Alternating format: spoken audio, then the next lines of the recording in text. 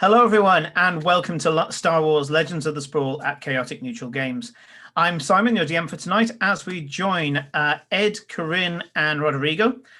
Felicia is not going to be with us tonight for adult reasons. She's been responsible and getting some sleep before a very long day tomorrow. Anyway, we're going to be joining the rest of them with their adventures at the fringe of Imperial space. Don't forget that you can help or indeed hinder by using your channel points in the game. Check out the options in the chat bar below. You can also join the chaos by clicking the Discord link in the channel notes, or support us in what we do by becoming a subscriber. So let's rejoin the players as we go back a long time ago in a galaxy far, far away.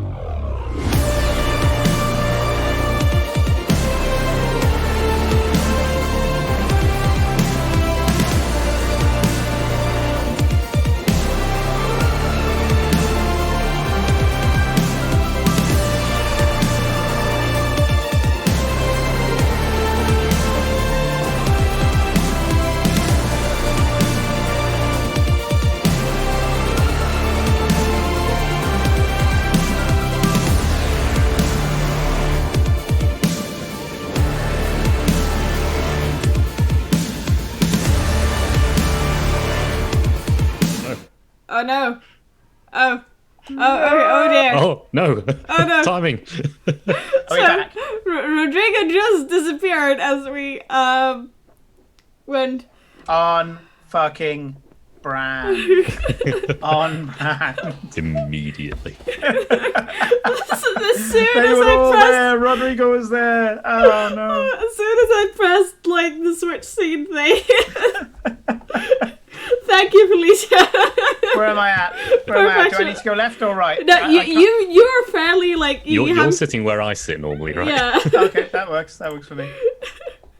I need to be up here somewhere. Yep. Okay. Yeah, Remember, I don't watch the stream I'm while I'm slightly running. in like I am in the DM position, so like go me. So Anyway, hello. I get a Hermes, how are you lightsaber. doing? Scum Shop. We've never had you in here before. I don't want to be famous, Scum Shop. Please don't try to make me famous. I'm fabulous. I don't need to be famous. Right. They, I don't know if they're bot, but they were in Probably our a chat. monitor bot. It's not. It's not a problem. Anyway, we are doing well. So yeah, a little bit tired and enjoying ourselves after the finale of Price of Vengeance last night. So we'll be doing a little bit more with regard to that and doing some one shots. But now we are blasting off into space. Yes. As Rodrigo, I'm sure, is restarting his computer right now. Yeah. I am fairly happy to have gone down from 4 games a week to 3 games a week, which is much more manageable. Well, I'm running 2 now and playing 1. So hey, I still get to play. That's the main thing. Yeah. So thanks to this lovely fellow. He's Somewhere around Yeah. I don't know where I am compared to Ed, but yes. So what are we playing tomorrow, actually, Ed? We're playing some Star Wars. So we're playing Star Wars, Force and Destiny, remember? Yeah, the Jedi. Yeah. Okay. Or not that's Jedi, good. as the case may be. Are you given the option to roll up, actually? Oh, yeah. Oh, I'll roll a character. Nice. Oh, that's right. I said I was going to go and do an Edge of Empire character because I've run Edge of Empire, but I haven't played it. So I'm going to make an Edge of Empire character. Well, I assume the character creation rules are pretty much the same for... It's the same system. It's Yeah. just different Same system, options. yeah. Like, it's just- the only thing that changes between Edge of Empire and Force and Destiny is morality instead of obligation. Oh. Okay. Are you okay with me having an obligation instead of morality, though? Well, it's not really going to come up in a one shot. So, True. like, and the Age of Rebellion one, which I've just purchased because I have no self control, has duty, which counts up, and then when you get to a thing, you like contribute meaningfully to the rebellion, which is like a really cool little idea. I really like that. Yeah, I've read up on that part of it. Yes, we have double Victoria at the moment going on. I can switch out Victoria for. We can have Grim. Of course, we don't have Rodrigo's character in art at the moment. We have Grim. We don't have. We can put on Nima. There we go. Because we have Grim, but we don't have Ed. We don't have a JT. Because... No, JT's an expensive bit of art to get. Yeah, he's expensive. Less so now. I've found some people on Fiverr because I'm looking for mech artists. Actually, I've got a guy who would quite happily throw a sketch together for you or a color sketch for you for probably about 10, 20 quid. It's pretty cool. I think we have a Rodrigo coming back. Hey. Welcome back, timing. Power went out. Oh, blimey. Oh, okay. Oh, yeah, shit. because you just went like off without any warning. Like you weren't lagging or anything. Yeah, my power went out because guess what? We're gonna be, I think today or tomorrow we're gonna be getting hit by another hurricane. Hurricane. Fun. Yeah. So if you suddenly go off again, we know why. Invest in wind. Yeah. And, I will. Yeah. So, when we left off last session, you guys had gone to what is a pretty much the center of Valashar space. It's a particular planet where a strange asteroid or comet hit the side of the planet and has made a Gobi Desert-sized crater of this strange metal that you don't know a huge amount before. It's a Valashar secret. But you do know that Victoria's sword is made of this metal. Whether or not it confers any extra benefit, you don't know, but it seems to be sacred to them. They certainly protect it because all of their settlements border on this crater, and you were intercepted by some Valashar ships that were making sure that you weren't trying to get past the blockade, effectively. You spoke to a few of them. I don't think we had the scene with Victoria's mother, did we?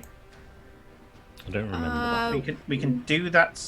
Yeah, we can do that another time. Yeah. In fact, what I'll probably do is probably a cutscene when I was about to say Victoria's back with us, when with Felicia's back with us. I might flash back to her visiting her mother because it tells you a little bit about Valashar life. Because as with Atulsaran, Felicia threw something at me and I worked with it. You are told that there is a planet that you need to visit. The planet is underneath the influence of the organization that you believe is part of the Sith network. Insidious, legitimate. Everybody just thinks it's a small consortium of planets and who've just got their shit together. Well, not planet systems, sorry, they've just got their shit together. The Valashar themselves have said that it doesn't benefit them in any way to attack them, but they're just holding their borders against these people, which these people seem to be absolutely fine with. I mean, let's face it. If you want to, as long as you can keep the peace with them, getting the Valashar as one of your neighbors means that you never have to worry about attack from anyone other than those neighbors. So you just have one set of people to deal with. It makes good political sense. You have been told that the one planet that you need to get in with, because they are quite influential, is a planet where they are all about productivity, industry. This is a high-tech planet in wild space. So as much as the Empire would like you to believe that the Empire, Coruscant, is the only place where you'll be able to find these high-tech planets, high productivity, super advanced. Incorrect. You can find them even out here in wild space, because in the end, it's a planet. A planet can be that productive. Without being, suppressed by Imperial aggressive economy, this planet seems to have done quite well for itself, as has its allies. And you are told about mining planets and ocean worlds that are being used for farming food, that are all working in concert with each other. Around about 17 systems in total. Not huge, certainly not compared to the Empire, but enough to be able to hold a certain territory around here. In comparison, the Valashar have 9 systems. They do abandon systems quite a lot. So, the intelligence agent, the Valashar intelligence agent that you've been working with, is willing to answer any questions that you have. Also, this is a functioning town of what seems to be experts, metal workers and warriors, and they work well with melee weapons, but they are pretty good at making ranged weapons as well. You can see that those who aren't Valashar warriors are considered to be Valashar hunters, and are taught to wield marksman weapons. So is there anything you would like to do now in preparation for going to the planet? And I can't remember if I gave you the planet's name. Did I give you that name? Koshan. Hmm? Koshan. Koshan. Yep. Okay, good. Yep. Okay, that's what I've got here, which is good. When I thought you said Oshan, I was like, oh shit. Yeah. Okay. I need a weaponsmith. And it should be Koshan 3 that you're going to. The system is Koshan, and Koshan 3 is the one. Koshan 3. Nice. So yeah, I will turn to our contact and say, we need to send all those messages we agreed on, and I need a weaponsmith. A good one. That you trust. Of course. What kind of weapons are you thinking of? All 3 of my holsters open, and just reveal the weapons. There's a smile of acceptance, and says, "Come with me. I'm going to quickly womp wrap this."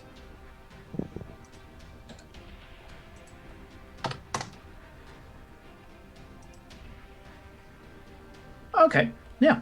So he takes you to a Sarian. Sarian is the one with the big, tall head. The Sarian is buff, really buff. Sarian male. And bedecked in Valashar armor. You have seen there's a mixture of races here. Turns out that Valashar doesn't specifically mean human.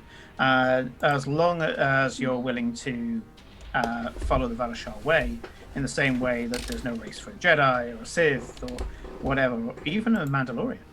I think most Mandalorians are human, aren't they? The original Mandalorians were human, but anybody who follows the Mandalorian faith is a Mandalorian. Yeah. So the Sarian puts down what seems to be a glowing, orb that he has in a strange pair of tongs that's like that. And instead of having it in a forge, he's got it in what seems to be an array of microwave emitters. As he's pelting, presumably, some form of energy onto this thing. It's glowing, and there's lightning crackling from the emitters. From the orb back to the emitters. He pulls it out, and as you approach, he holds up his hand to tell you to keep a distance. Takes it over, instead of plunging it into water like a blacksmith would, he instead puts it into the cradle of a case. That when he places it in, goes, and the 2 parts of the case go and close over the top of it. He throws the thing to one side and goes, "You can approach now, Droid. Would have messed with your circuitry if you'd got any closer. How can I help you today?" I appreciate the care. I need you to take a circa Model 38 slug thrower and minimize it like this weapon. I'll bring out the disruptor rifle. Yeah. You pull out the disruptor rifle, and the other game when we were doing the previous one, I was trying to rack my brains. It's Mass Effect that have the guns that unfold. Mass Effect. So yeah, I was just like, which game did it have it in? So yeah, you pull it out in Mass Effect. Oh, off he goes again. We're gone again. And Mass Effect style, you pull out this disruptor rifle, and and he goes, like it, practical, sure. And when you're there saying you reel off the slug thrower, he doesn't wrinkle his brow or anything like that. He's just, doesn't for a second ask any questions. You hand over the slug thrower, and he goes, "Yeah, most of this is structure. Yeah, I can probably put a few braces in, some interesting metals that we have. Not Valashar metal, but, we get in what we can. And, shouldn't suffer for any power or anything either." Oh, and fit this sight to it. And this is the sight I took off the gun that Grim won, which I never actually affixed to the sniper rifle. Oh, yeah. Okay. He takes the sight and goes, "Not a problem. 4 hours? Good enough for me." Sure. He takes it to the bench, pulls out what is like a small air drill, except it's not air. It's just a motorized drill, and just starts and starts taking it apart like he's ex-military. In fact, if you watch him for more than a few seconds, you're convinced this guy is ex-military. You have a feeling that this guy probably wasn't born Valashar. As you're looking, give me a let's see, this is a heavy range, so give me a heavy range skill diff 3. Okay. Oh, I need to bring up. Range heavy. Oh, no, I haven't upped that skill yet, so we're still at 3 and 3. But that'll do. Absolutely, yeah. Yeah, you can tell that this guy, you can actually tell the military that he's... I'll do. Yeah, so you look at him and you're kind of like, Old Republic. Okay. This Syrian at some point was a Republic officer. I'm still doing the droid equivalent of wincing because, like, the Model 38 is sensitive. So Yep. I will basically stand there and watch him the whole time. This is a guy who's been around plenty of droids. He's been on Republic starships with droids on board. Welcome back. He Welcome pays back. you no mind as he just tears this thing apart professionally. And within a few minutes, it is a almost geometrically positioned set of parts. He takes the first one and gets out a plasma cutter and just starts cutting a huge arc in the side of the casing. This is going to look like a Valashar weapon when you're finished, isn't it? He turns around and says, "By the time I've finished, it will be a Valashar weapon." It'll be fine, JT. Silence for the rest of the time.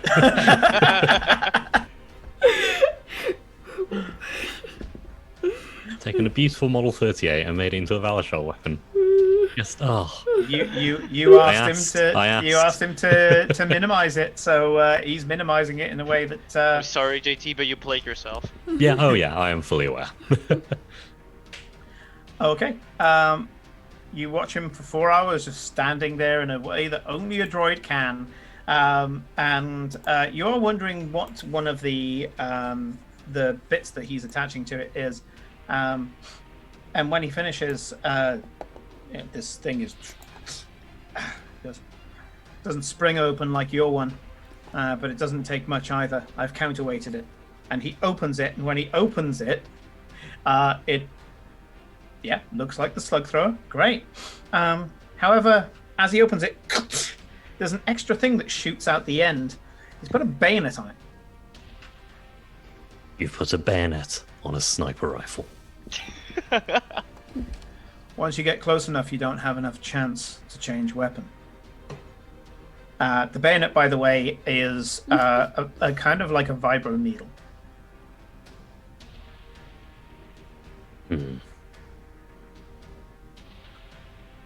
Tell me I'm wrong. He's there. He's holding it, by the way, like a soldier as well. He's got it kind of correctly stowed. You can see this thing out the end, and yeah, it looks like a pretty nasty looking bayonet.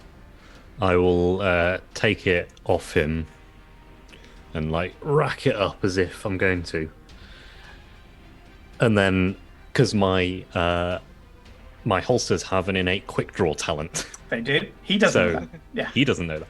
So unfortunately that does mean I still need a maneuver, but I can do it. I can switch out to my shotgun very quickly. Yeah. So are you going to snap in front of him and just suddenly pull quick draw the second weapon? Yes, but I'm going to hold it not by the grip, but by the haft. Sure.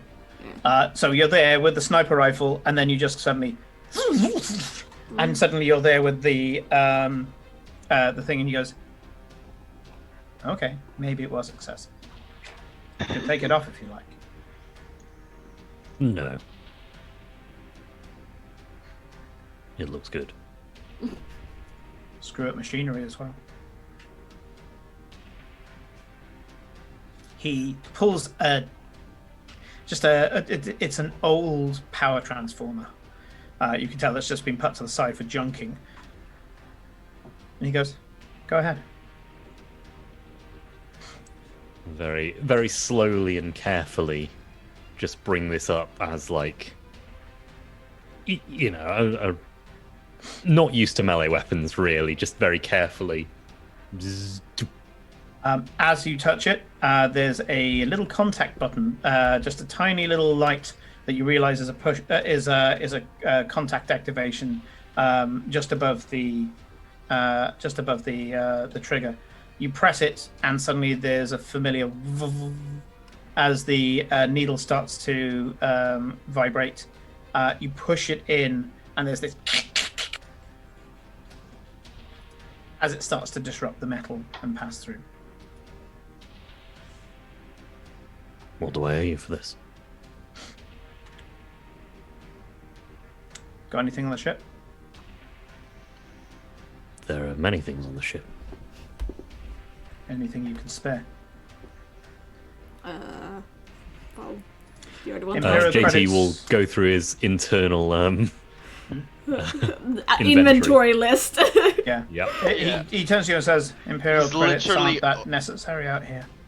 He's literally opening his inventory as if it was in the video game right now. Yes, because he can have like, I'm pretty sure like androids that can just have that UI in the in the computer's eye vision where they're like. Is he wearing any kind of like interface that I can throw up schematics, or is there like a screen nearby I can throw up schematics to? You do see, in a way that only a droid can, you do see an icon on the apparatus that is on his head that is an open transmitter icon. I will display the. There's the heavy stun cannon, the snooper for slicing, or the large maglock ship tracker. He looks at the ship tracker and goes, "I could get something decent for that. I don't need it, but the Valashar could use it. Take the mag." He just nods. Victoria hasn't told you much about this. He just nods. He doesn't say, "Oh, when are you going to get it to me?" or "I'll come to your ship," or anything like that. He just nods. Because, well, you're clearly going to give it to him. Of course. Yeah. Remind me, how far away from this ship are we at the moment? Probably about a 10-minute walk. Okay, if okay. that, yeah. You're just outside the town. You landed it just outside the town. Cool, A muster area, basically, between the hunting grounds and the town itself. And so, yeah, he just goes, sure. And turns his back on you very matter-of-factly and picks up his next thing, which you can see is a broken and pitted blade. And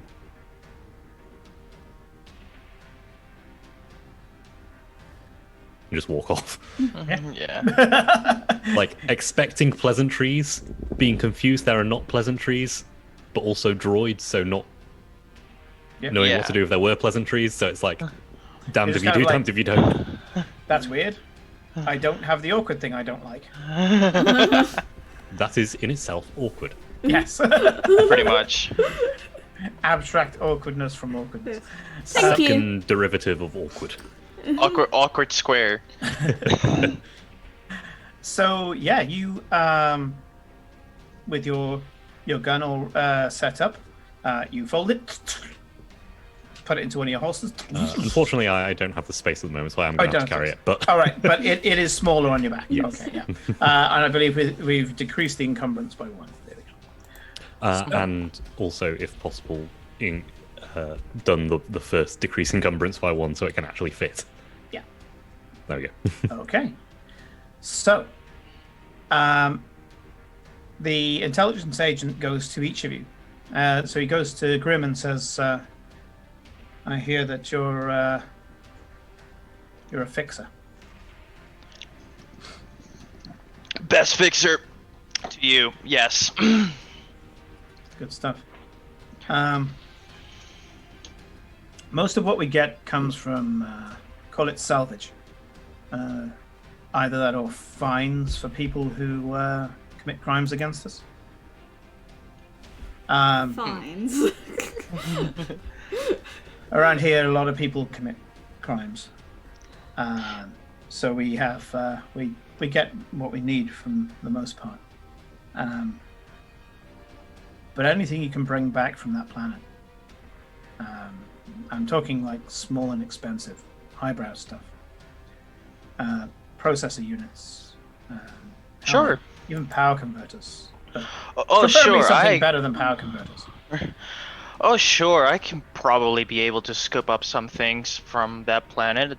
You know, I visited those types of like factory worlds before. They're pretty hard to infiltrate, but really worth the price once you do. However, how much are we talking for you to employ my services? Aside from the fact that anything you get, you'll be able to sell for much more than in Imperial space. I'm willing to pay you in advance in good faith, maybe with a piece of kit.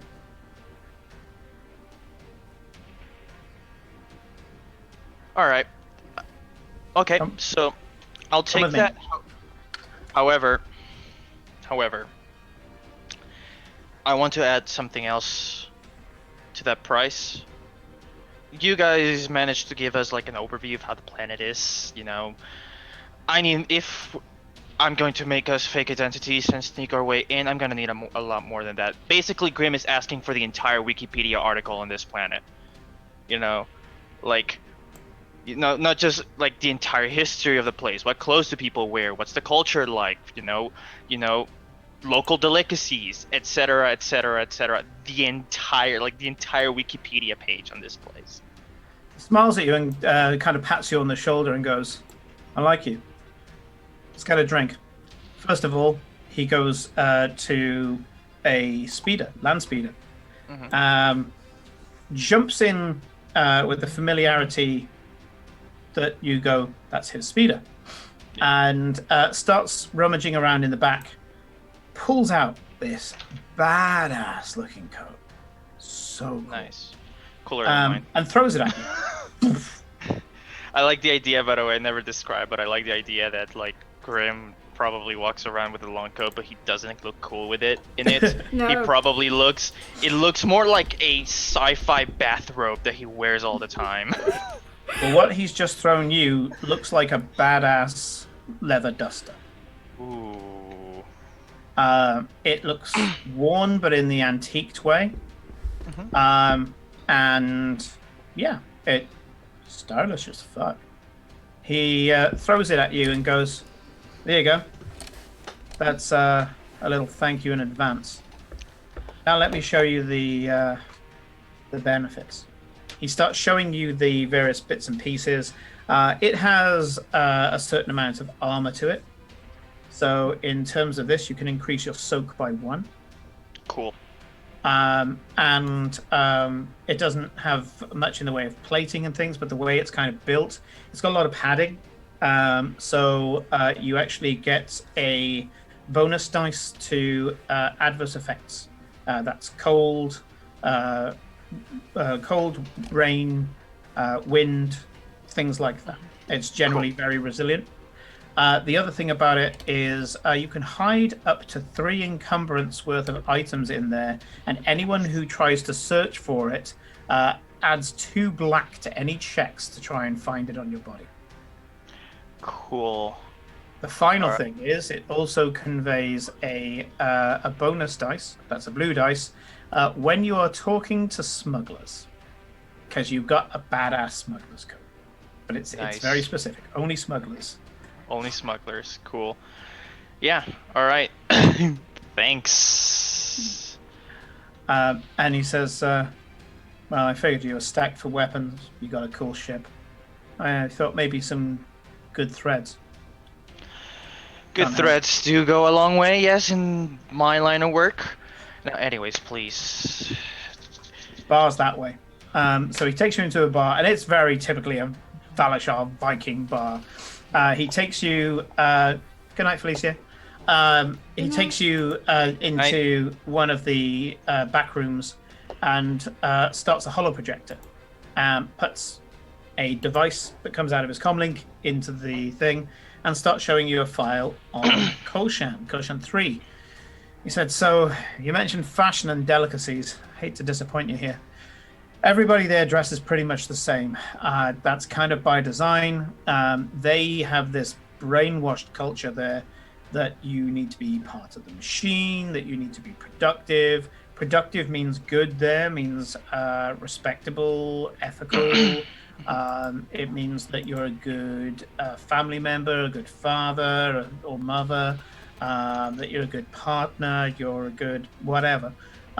So everything is to do with being productive, working yourself to the bone. There pretty much is something that people show off about. Yeah. Instead of showing off because you predicted a pod racing game, or you managed to score a hot date last night, or you managed to beat the shit out of the local asshole. Here they brag over a table of the food is terrible. Basically processed food, because luxuries are corruption there as far as they're concerned. Any form of luxury. So seasoning on your food, forget about it. Yeah, it's all about nutrition and eating only the amount that you need. So all of that stuff, don't expect to be able to bribe people with fashion or food. None of that stuff's going to go down well.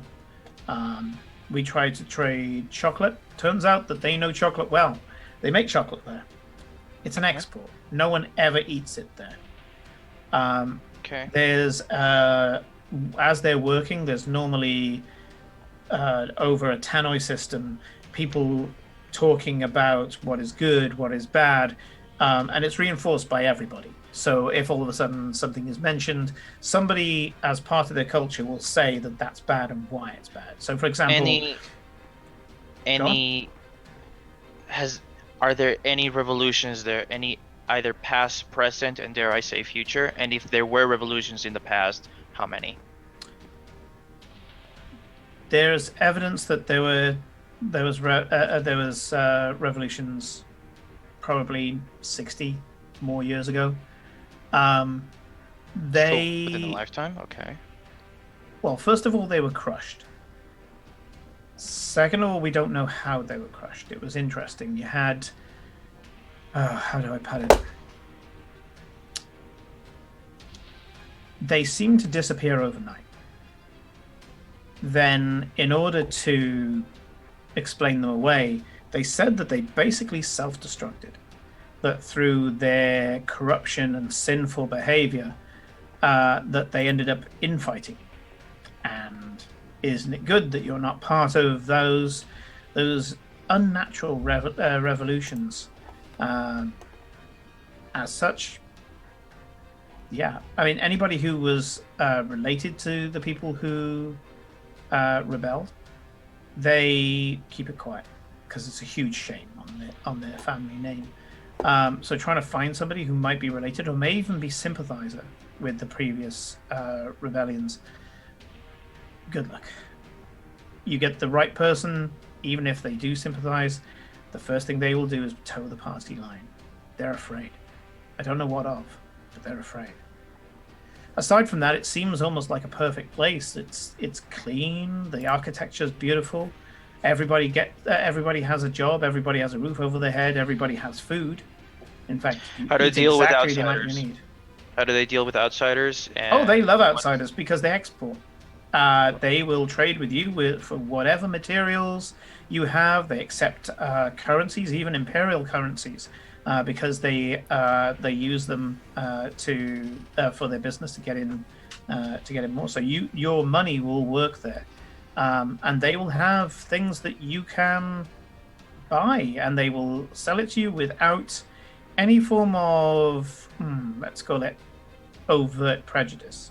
You want to buy alcohol? No problem. They make alcohol. We'll put it this way: you go to a rehabilitation center if you take a sip of that alcohol.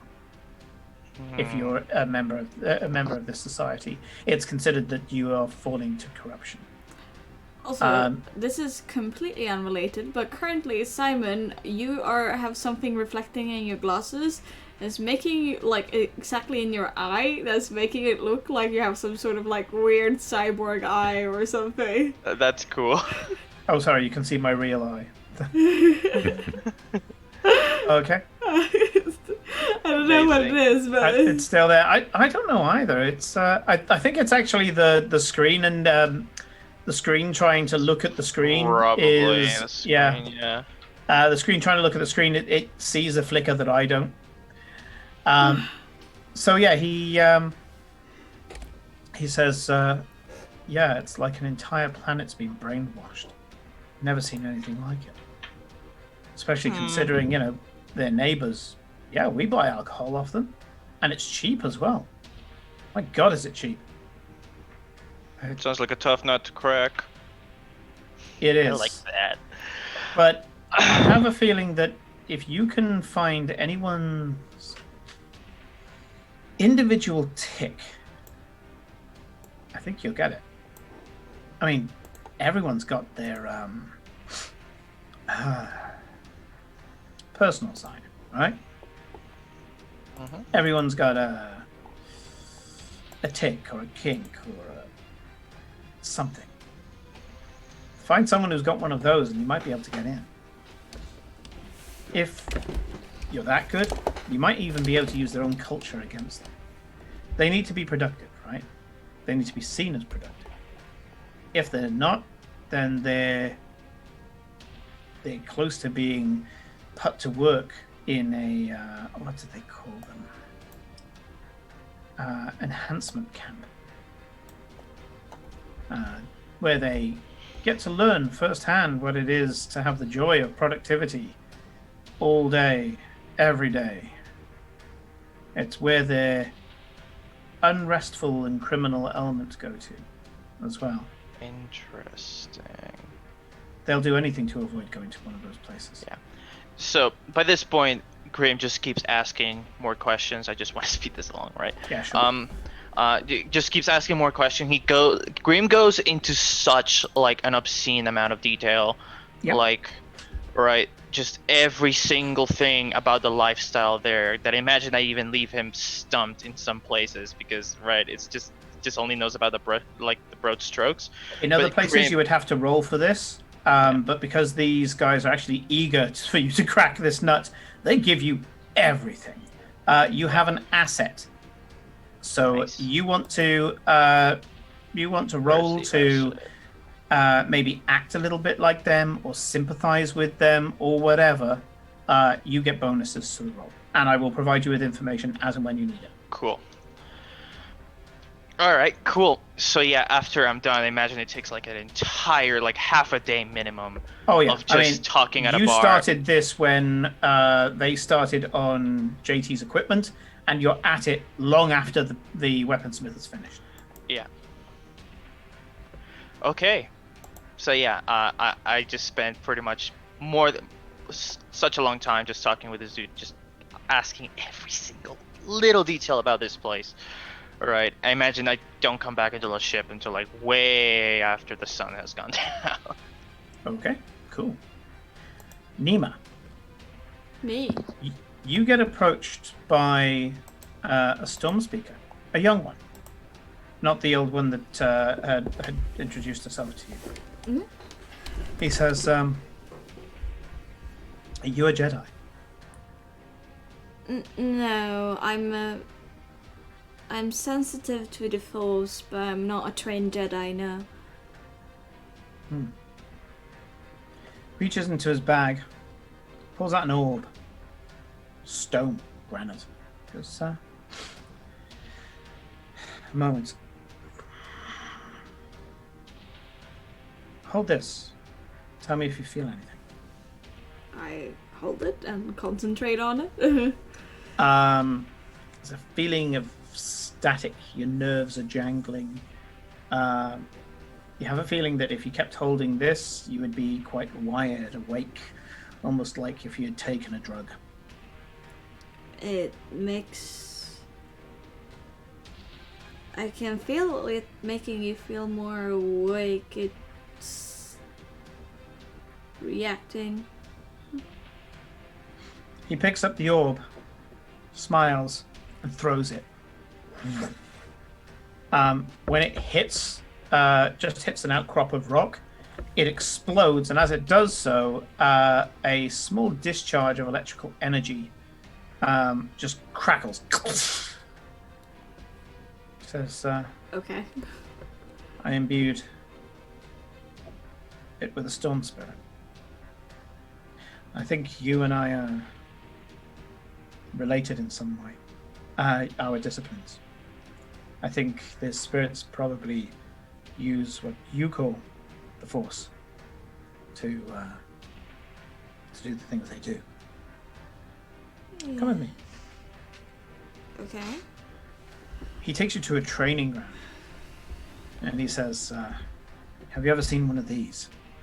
Pulls out something that makes you go, "Oh shit!" And it's a slaver's cattle prod. This is used to keep slaves in line. Last time you saw one being handled, it was being handled by a Gamorrean. That's a slaver's tool. Yeah, hurts like hell. Deactivates the nerves in the body. You put it on a leg doesn't work for hours. Put it on the chest, they struggle to breathe for hours. Put it on the back of the neck, well, it'll kill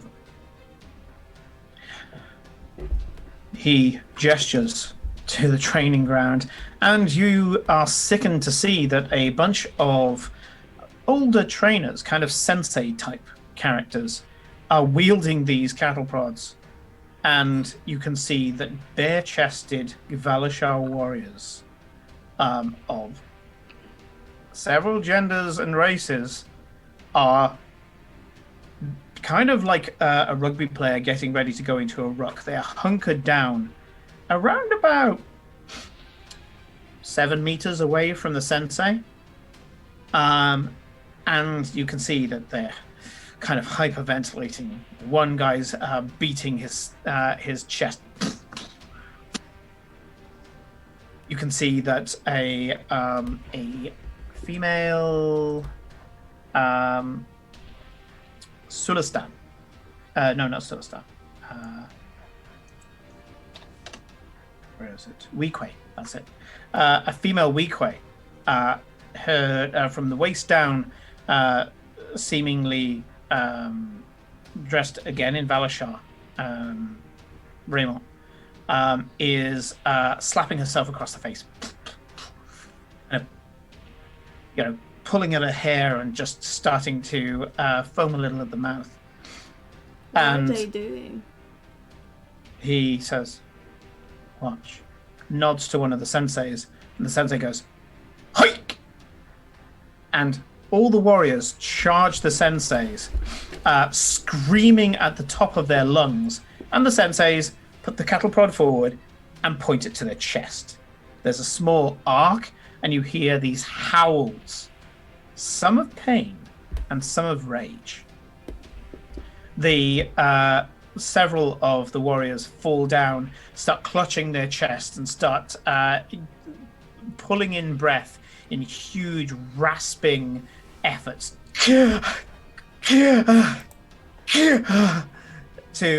keep themselves breathing. But some of them are screaming at the top of their lungs. They're slapping their face. They're beating their chest. They're picking up stones that are nearby and throwing them at walls. One of them runs up and starts beating a wall with his bare hands. You can see the blood starts pouring down his knuckles. The Weequay suddenly starts to run at one of the walls and starts jumping off the wall and running backwards and forwards as she's screaming and screaming like some sort of crazed banshee. She's just running backwards and forwards, leaping off each of the walls, each time a faster sprint than the first one. And she starts jumping up and down. Looks a little ridiculous. She looks like a fully grown adult doing a tantrum. And then she falls to her knees and starts laughing. Oh, woo! That's two. That's two. Oh. There's a 08, and you can see the ones that are struggling for breath limp off as three of the warriors who managed to stay standing get to the center of the arena. The senseis move off, and you can see a small cage is being brought out. Inside is a strange, spindly creature like a scorpion. And he looks at you and says, the pain of that cattle prod is nothing to be being stung by one of these. It said it stops the heart. And you can see that the three warriors are just looking at this thing now. How often do you have fatalities doing this? He says, we have medical droids, experts standing by.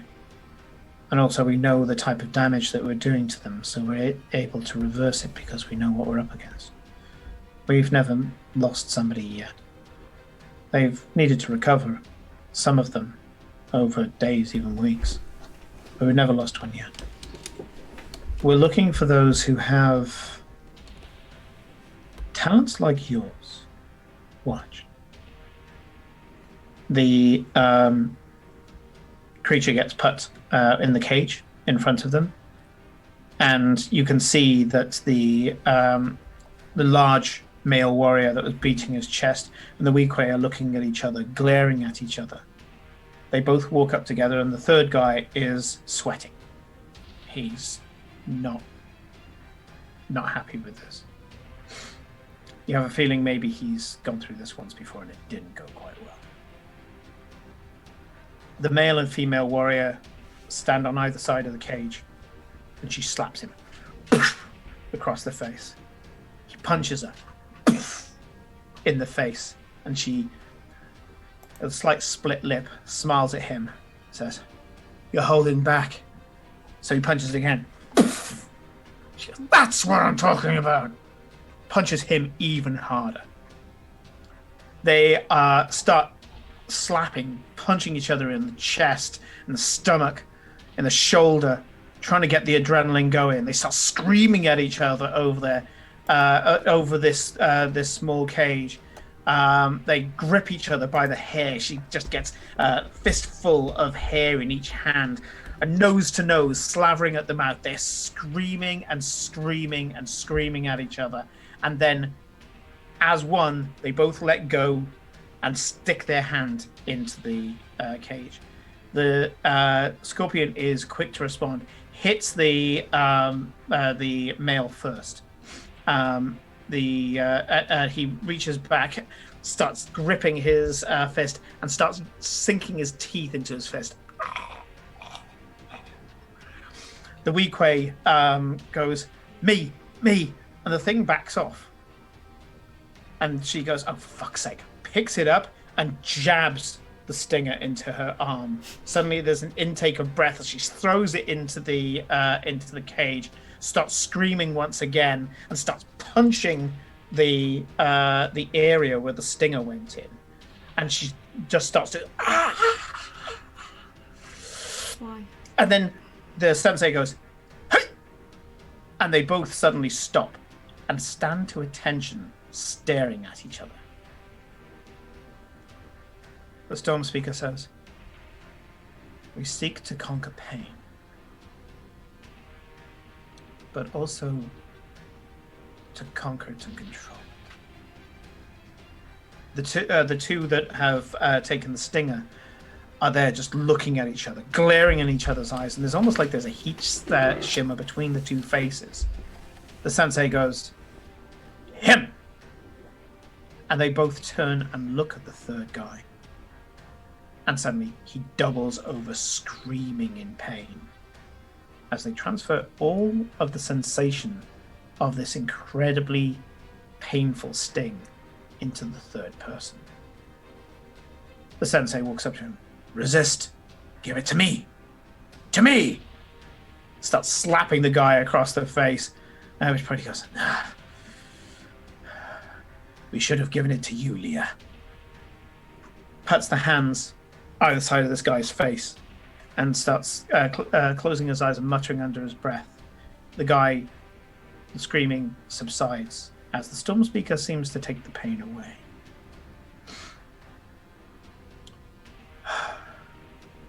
Is this the girl? Yeah. This is Victoria's wife. He steps forward and says, Oh. I would like you to use your abilities on Leah over there. To do Talking what? to the Weequay. I want you to convince her with your mind to do something. I can't convince her to do something, though I can make her feel certain ways. Leah, how do you feel right now? Leah says. Tired. Pain. Angry. He should have done better. Go ahead. Make me feel different, girl. I'm gonna try and make her feel at peace. We'll attempt. Oh, Jesus! That was weird.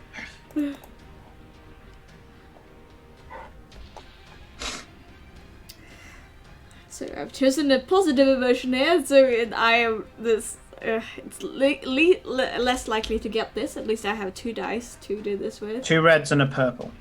Oh no, it's not. I'm not doing it against. It's just my force die. Oh. Okay. Yeah, it's just my force die to make her feel. And yes, it's. In that case, I shall do the same in return. You get 2 though, don't you? Yeah, so character may attempt to guide, shape, or even twist the thoughts or feeling of others. Special rule on the light side, dark side use. When guiding or shaping thoughts, only dark side points may be used to negative emotions. For negative, so you need only light side side points. so it may be used to generate positive emotion. I don't think this is a contested roll. It's just I do the roll. It will be because this isn't in any book. It's a Vanishell thing. So, yeah. In that case, go ahead and roll. I'll take it. So she starts harnessing her rage. Yeah. and she focuses it, and you can feel her pushing back with what is quite clearly the Force. Yeah. And you just go, be at peace. Yeah. And you just watch her shoulders sag. And what the hell is going on with my phone right now? I keep trying to turn it off and it won't switch off. Who's calling Glitches you? have finally moved into the tabletop RPG space. Yeah. Yeah. It's my family. I'll call them at the break. So yeah, sorry, I'm trying not to sneeze here.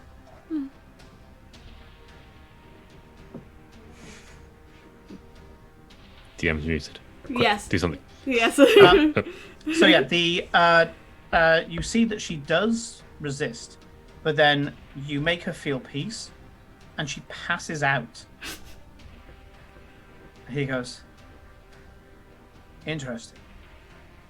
But you felt her resist you, yes? Yes. That will do. If you're interested to come back and learn what she has learned, I'm pretty sure we could do it with you without the cattle prods and the scorpions. That would be preferable, yes. Your gift is already awoken. They need to awaken it through rage. I believe that with time around them, you should just be able to attune to their abilities in the same way that I learned to.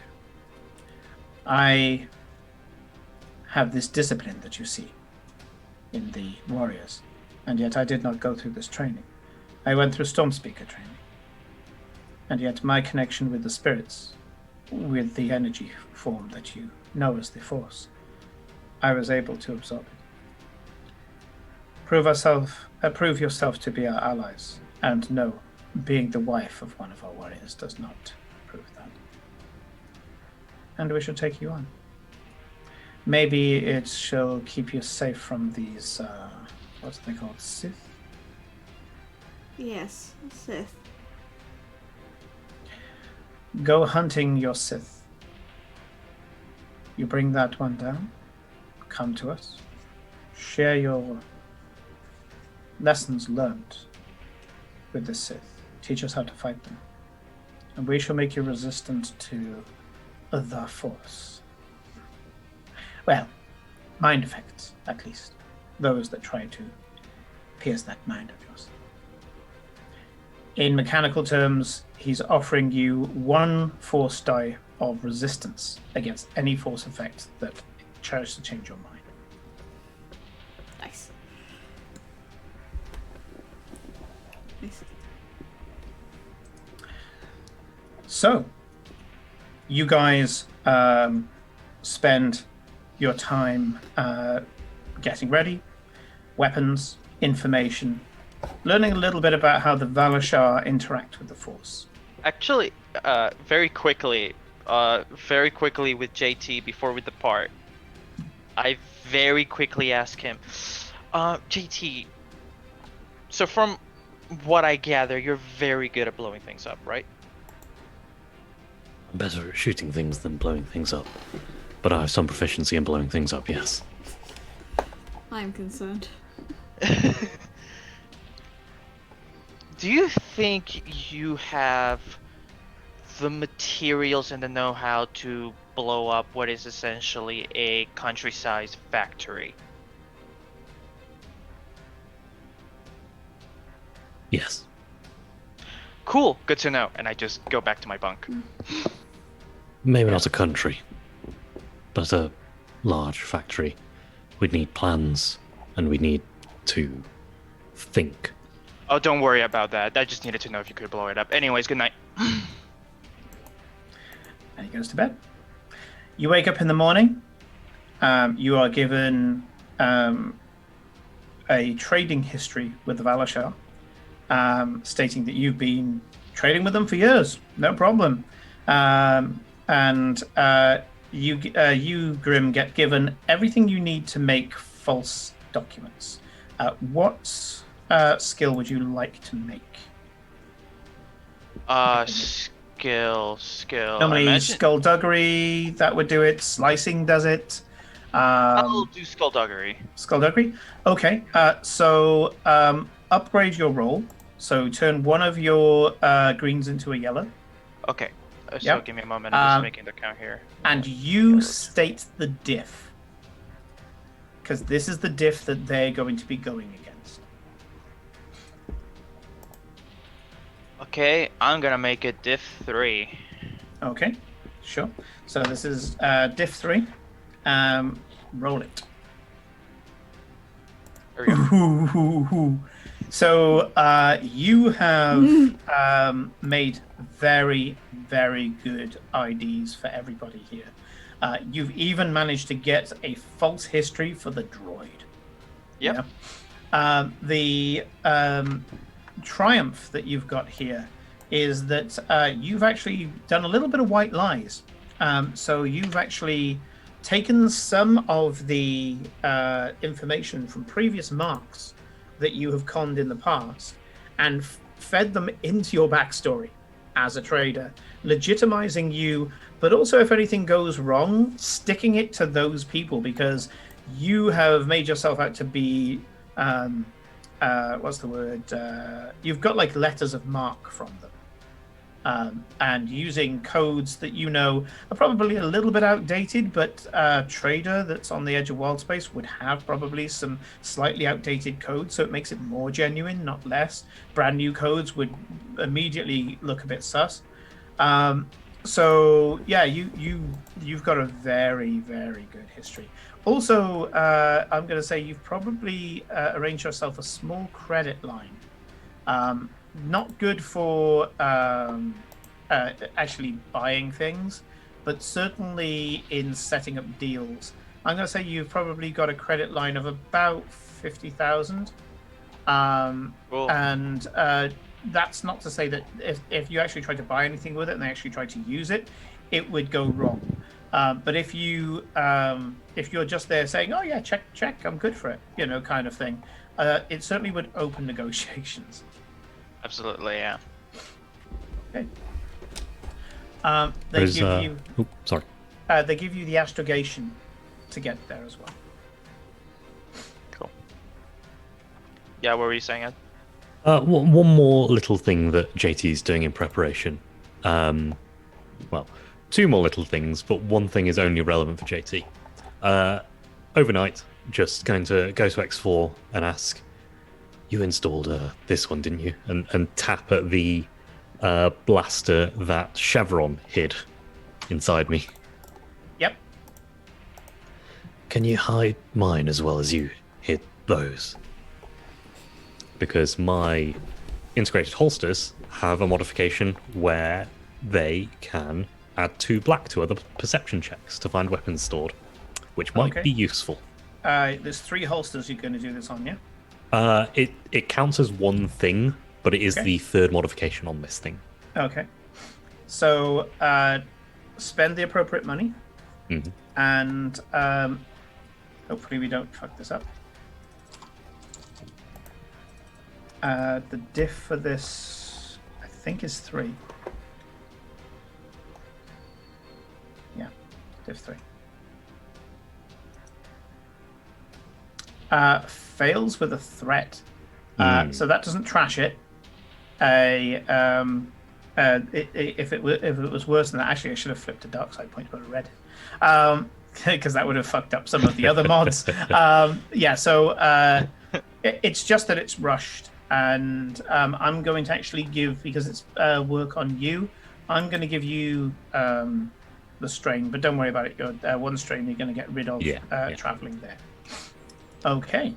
The other thing is, in the morning, after these documents are made up, just before we put names on them, I'm going to ask, Grim, do we use our own names, or do we need new ones? Well, preferably you're gonna want new ones, yes. I want to say that, like, because I'm Rodrigo, I'm bad with names. I want to say Grim left like a blank thing on everyone's ID, so everyone can write their own thing. It's gonna be valid regardless, right? Okay. I'd like to know your aliases. I'll ask Felicia off stream. Yeah. So I already have mine. So Ed, what is JT's new designation? X4, would you mind switching me over to ATVO? AT-VO. Yeah, so taking the asset that Grim gives you, and a little bit of slicing later. Doesn't even require a roll because that was already done by Grim. You are now ATVO. It's a ally transport. Steps away, kind of bashfully. Okay. So Grim, what's your new name? Grim will be going as corporate mogul Solus Sos Galvus. I'm gonna write down the name on the fucking. What do we call you? Corporal? Corporate mogul. It's Corporate Mogul is a title, but Wow. Sol is what you'd call him because. Yes, Solus. Give me a moment. I'm gonna write down the name on the call, so you can have it. And Nima, what's your new name? yeah. Sorry for just dumping it on you. My name is Amin. Name generate. Bon John has a really good Star Wars name generator. Okay. Oh god. Oh, these are. Yeah, it's a better Star Wars name generator than the one that I'm using with One Prats. Chapol Na, Sandkor And, Mascha Mus, Drilan Tat, Kesmus Na, Faroth and Otaram Pol. Talik. Yeah. T-A-L-L-I-K. I can say words. Talik. Talik. Cool. I sure can't. Solos von Mustachio, and ATVO. Okay. Galvus. Right. So yeah, your IDs are all set, and they say. And you should be R2X3. At which point X4 goes. This is going to get. This is going to be difficult. R2, X3. Droids don't need to be all that different, just a little bit. Yeah. And R2, X3 as he is now goes. How am I R2? And then kind of does a little whirl, and quite clearly is an R8 droid. Point. You can be R8. X. 4, 3. R8 TL. T. Alright, TL. And next time you see R8 TL, as is now, the little droid has put on, the waiting tray that R2D2 had on, and is basically going around as a cocktail robot. To blend in with the black and gold trim that you He gave. looks the part, yeah. Yeah. Rolex of all R series droids. Hey, bearded. So, with your new identities in place, Hello. you're ready to go. You get into the ship, and off you go to Koshan 3. Indeed we do. You do get intercepted on the way there. By the way, I'm gonna spend the entire trip there. Graham is gonna spend the entire trip there rehearsing his new persona. Sure. Nima is very uncomfortable with this. And you can see that Victoria is just specifies a bodyguard is a bodyguard. I'm just gonna glare at people. You do you. If something goes do wrong, you. I'll carve it up. And she does say something along the lines of, "It's not unlikely that you would hire a Valashar bodyguard so close to Valashar space. Okay. So, you do get intercepted as you enter, well, as you leave Valashar space to this space that doesn't seem to have a name. And it gets introduced to you, in a way. 2 Headhunter Z95s, fully decked out. Clean, beautiful lines, both colored exactly the same. Washed, no dents, and you can see that there's a few upgrades that have been placed on them. These are good ships. Start falling into formation after they do a short jump to where you have jumped into. And over the cockpit, you hear over the ship-to-ship communication, you hear, "Unknown vessel, you're coming into corporate space. Please send through your trading credentials or state your business if you're not here to trade." I just send them the credentials. They should hold up. Stay in formation, do not break formation, and certainly do not attempt to jump closer to the system. Otherwise, you will incur great cost. Oh. We won't be very long. What one? Surprised they managed to get. Oh, thank you for the Clone house bedded. Oh, thank you, dude. Nice. A few minutes pass. Little kind of nerve-wracking. And suddenly you hear, "Thank you very much, citizen. Thank you for giving us your credentials here. You are, of course, incredibly welcome here. We have managed to give you a full background check, and it means that you'll be well received once you get to Koshan 3. Is that going to be your final destination, or are you just passing through to one of our other systems?" It's gonna be our final destination. Fantastic. And a great destination it is as well. One of our most productive I planets. fucking mute that. I like Grim just does the yeah yada yada yada. Right? Yeah. So yeah, he's saying, we think that you'll very much enjoy yourself here.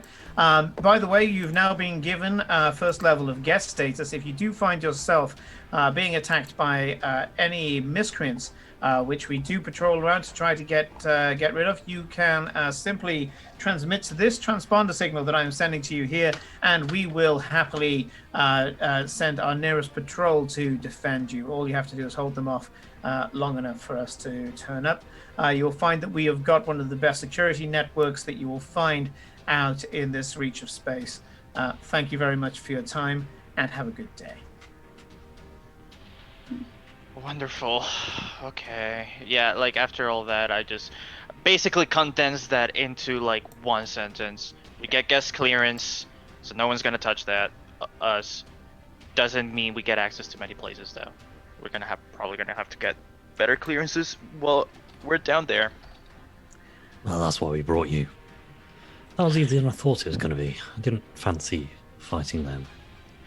The 2 Z95s suddenly roar into life, symmetrically and in parallel with each other, going ahead of you, and then they both rip this beautiful cartwheel away as they peel off, and you notice that they dive down, go back into a formation with each other, and suddenly, with a short hop,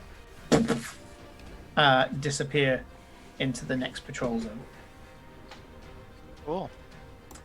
You're clear to make your final jump and engaging the hyperdrive. The stars turn into lines around you, and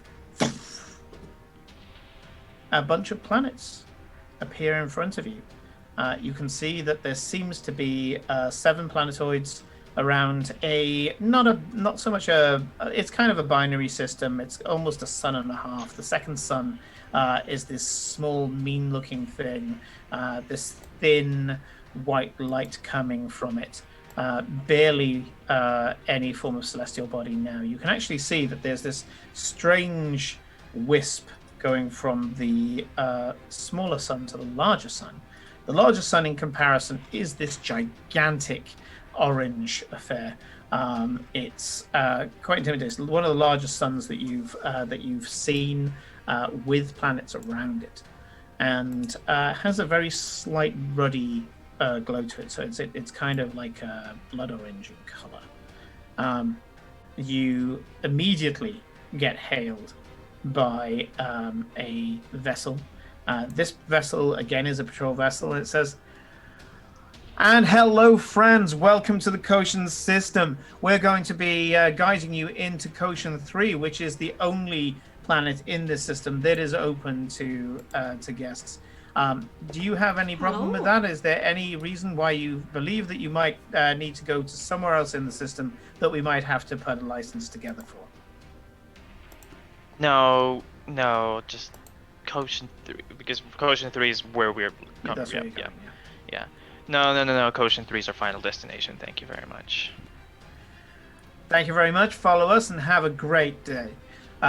You follow this, what is effectively a pilot ship, in the same way that a pilot on sea is normally would bring you into dock past all the rocks and things like that because they know the area. This one is more an escort to make sure you're going where you're going. And as you get to orbit, the pilot says, "You should be receiving on your navcom a number of locations that you can go to. I recommend going to the Epsilon marker. At the moment, they have a lot more products going on there, and you'll find that you'll be seen in much quicker time. All the others at the moment are working on existing orders, and they have a large amount of ships down there already. You may have some sort of wait, and we don't want to inconvenience you. But obviously, the choice is yours. Good luck, and may fortune favor you. Take care now." It peels off with the same showboating as the Z95s and flies off to another area of space. They're mighty friendly around here. I mean, they have to be, otherwise they get shot. It's customer service for you. This call may be recorded for training purposes. Yeah. By the way, our transponder is in a neutral state. Yeah. It is resting because I doubt they deal with boss very often here. Yeah. Yeah, you stepped out the boss network a long time ago. All right, I got us in. Where do we need to land? Where are we looking for? You have a bunch of options in front of you. I'm going to go with Greek letters, but you've been recommended to go to Epsilon. Let's go to Epsilon then. Okay. You descend down into what seems to be a large grid structure. At first, you wonder if it's some sort of blocking signal, just simply putting a grid where there should be terrain, and when you look at it, it seems to be perfectly flat ground, on which there is a grid of mostly square buildings. The sensor signal goes to a more imaginatively created and beautiful tower that has large pod-like landing bays for different sized vessels bristling all over it, like some sort of large, probably something stupid like 50-story metal tree. Then around the base of it is where the grid structure breaks down, and you can see that it has a number of different beautiful buildings, mostly very geometric and minimalist in its construct. Okay. As you land, it says, "Welcome to Koshin 3. Christ. Okay. So, of the cover stories, which are we going with? Are we going with traders or investors? I'm at. They're probably gonna eat investors up completely. So I would say that, right? Because these guys love exporting, right? These guys love, they love exporting, if they hear someone wants to invest in their place, they're probably gonna be extremely elated. Is that correct? Yeah, they will eat the investor story up completely. Good. Let's find ourselves a contact then. Sure. Okay. Yeah. So. You lower the ramp, start coming down, and kind of stuttering up to you is a C-class droid. And it says, "Hello there, I'm CT3D. I'm going to be your host. You will be allowed to go and speak to an agent very soon. I'm here for orientation because, according to our records, you've never been here before. I'm here to answer all of your questions in a confidential manner. How can I help you today? And can you please tell me what your business is on Koshin 3? Yes. Well, firstly, before anything, it's just okay if you can give us like a tour of the place. And I want to use that opportunity to, like, I want to use the tour as an excuse to like scope out the place. And Grim is essentially going to look for evidence of smuggling. Once you've gone through orientation, I'm happy to take you on a tour before we discuss business. It's clear that you want to see what we're capable of and the quality with which we make it. We're very happy to provide that for you. May I first ask you a few questions? Sure. Number 1.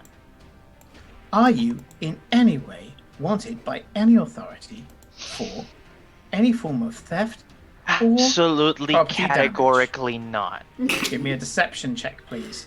I mean, we're not wanted anymore. We spent the money, so can we add some blues to that? Yeah, we're not actually wanted anymore. It's not a deception check, but I will allow the blues because you're kind of like, it's technically right, but it's not right in spirit. Yeah. 2. No diff, And- I'm rolling in response to. Wait, so I'm gonna add blues? How many? I'll give you 2. If only because you're there like, oh yeah, this is all about the specifics, isn't it? We Everyone's talked as about this false as last each other.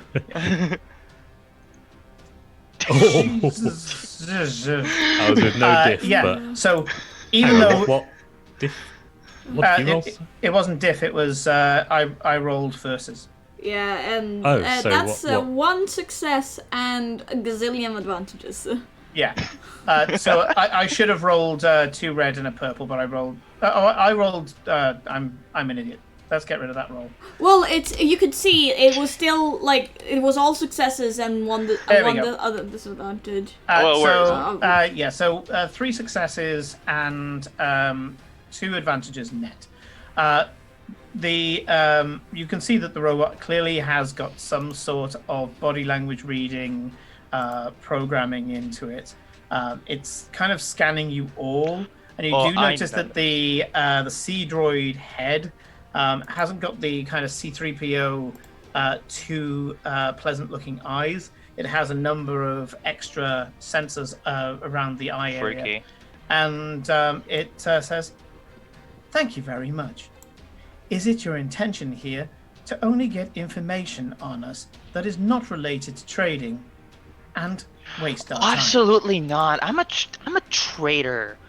Of course, I want to come here to discuss beneficial business opportunities with you. Okay, this time do it without the blues. Yeah, that's fair. That's fair.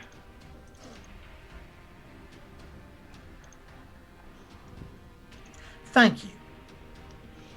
Finally, do you have the means and are willing to use them of harming anybody that you will be in contact with today? For shame, how dare you assume that we want to bring you guys harm? Of course not. Sure.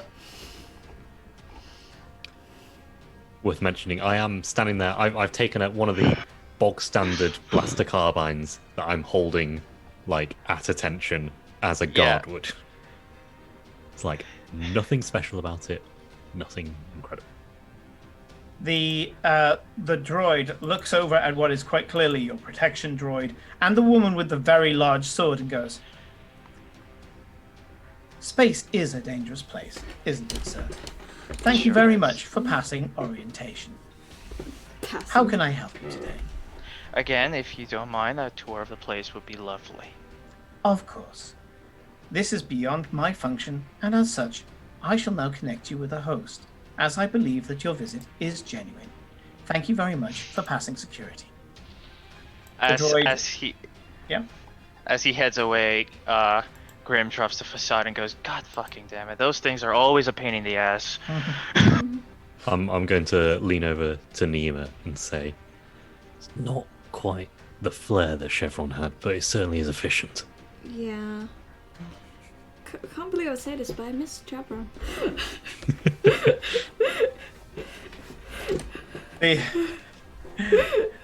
Grim is far more intense than Chevron. Chevron was largely just decadent and lazy. Grim is is clearly a He takes professional. this. Yeah. He takes this as a piece of theater. Mm. Yeah. Yeah, it's theatre for Grim. It was a game for Chevron. Yeah. Yeah. You can see someone coming through a door, walking in your direction. A species that has Leku. You're not quite sure whether Togruta or. Question: How long before they come to give us? Probably less than a minute. And Right. break, I'll get you to do a roll. But first of all, what are you doing in that minute? No, yeah. I just want to very quickly let the others know. We're gonna use that as an opportunity to scope out the place. I'm gonna look out for any holes, and by that holes I mean smugglers, right? That they might have not noticed. What you guys maybe feel free to look out for any other things you think might be important, right? I just say that very quickly. Yeah. You can hear behind you Clarity say, "I shall seal the ship." And the loading ramp, the ship is now completely sealed. Coming out of a doorway is, as I say, a species of person who has Leku. You can see that there's, in the same way that you've got the two large ones that the Twi'lek have, you've got the smaller ones that the Norselan have. And then you've got the kind of ones that we go up and then down of the Togruta. This one here seems to be more of a mass, a tangle on the back of their head. You don't know whether it's something that they do voluntarily or that's the resting position for them to be coiled. And I would like probably it's an observation skill. I'm trying to see what kind of things. I'd go with perception. Let's go with Nima's perception, please. Perception diff? Mm-hmm. Diff? The diff for this, diff 3.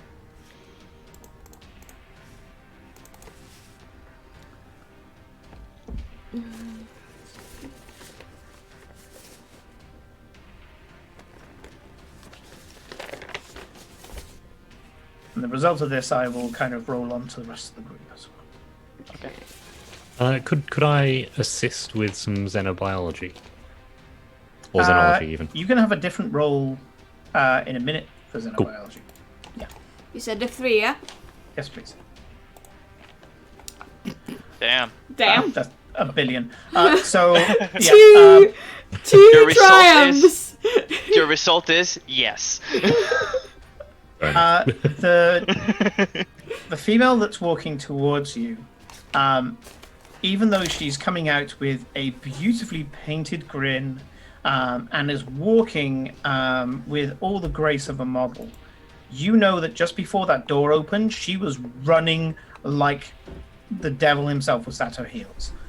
She was clearly late for coming in and performing. And she's a little flustered now. She doesn't look flustered.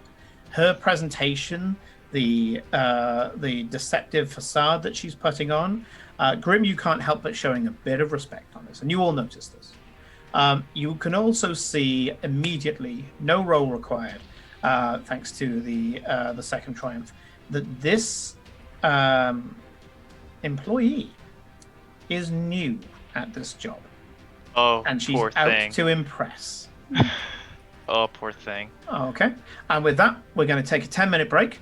And when we come back, we are going to do Ed's xenobiology roll. And we will put this poor girl through her paces. See you in 10 minutes' time. See you in 10 minutes.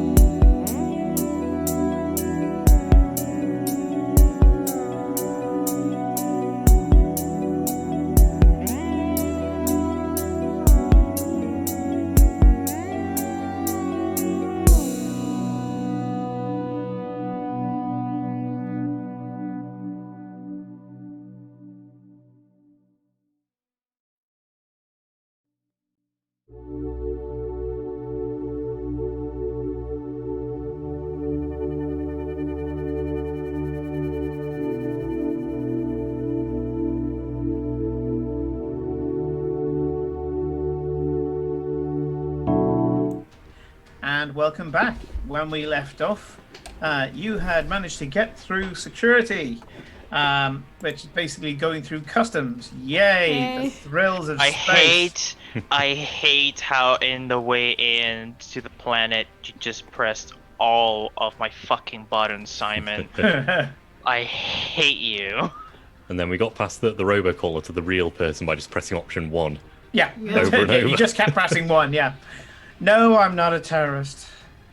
No, I'm not here as part of any form of marketing scheme. Okay, right, we're good. Just answer no to everything. So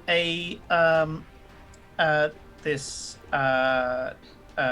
female is walking up to you with a beautiful painted grin on her face.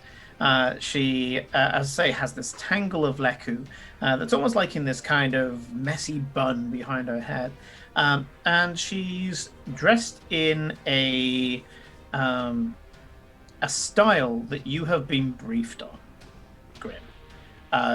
This very, it's not exactly figure hugging, but it's kind of formatted to cut a pleasant shape on a number of different body types. It has contouring that looks the same regardless of who wears it.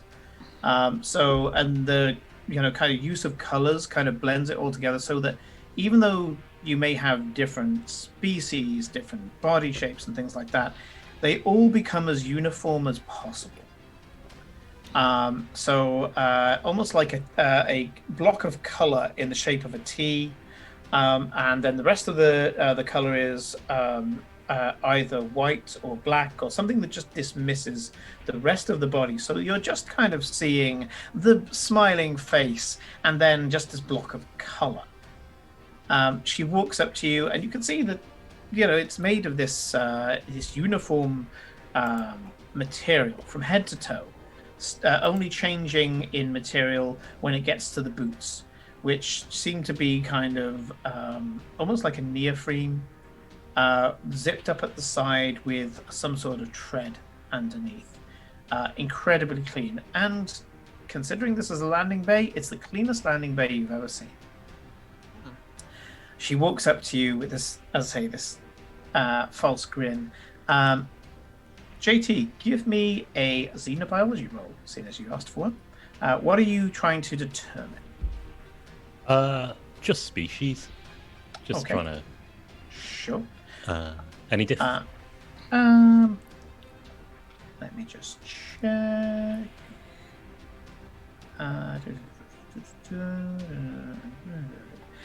Yeah, this is actually only a diff 2. I thought this would be higher. It's actually only a diff 2.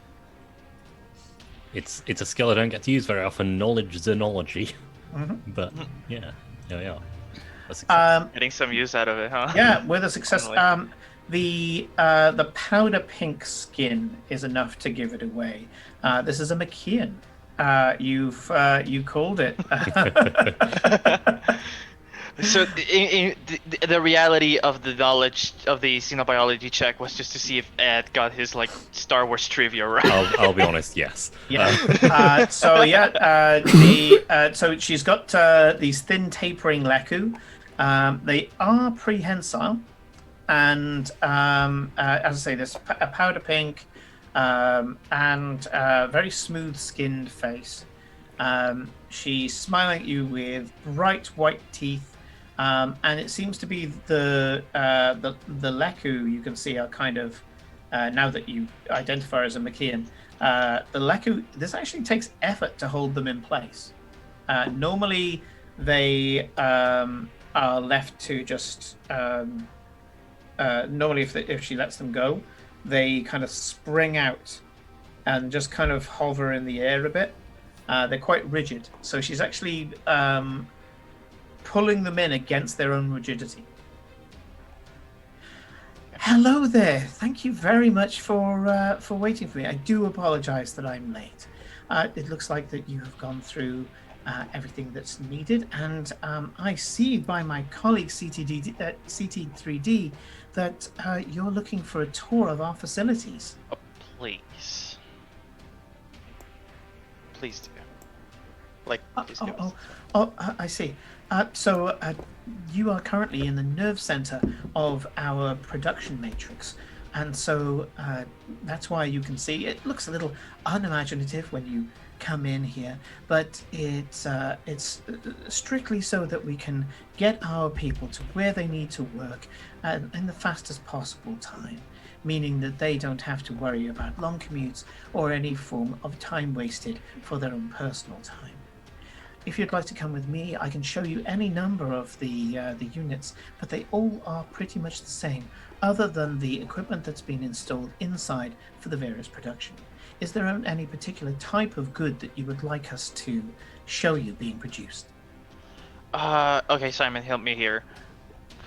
What is the thing this? What is the export this place is known for? Like they export a lot of things, but what is like? Everything. Yeah, but like what is like the one thing that sits on top of the others? I know they export everything, but they must have Okay. something they're proud of, or Yeah. something they're known for. Okay, King of the Hill the product Hill. for them, because you're out in wild space, is processors. Droid brains, processing. Was that from you, Ed? Yeah. Upstairs are being noisy again. Oh, okay. It sounded Cool. like an explosive. Yeah, Um, yeah. Considering that we could hear it, yeah, that must have been loud. Made me jump. Surprised something didn't come through the ceiling. yeah.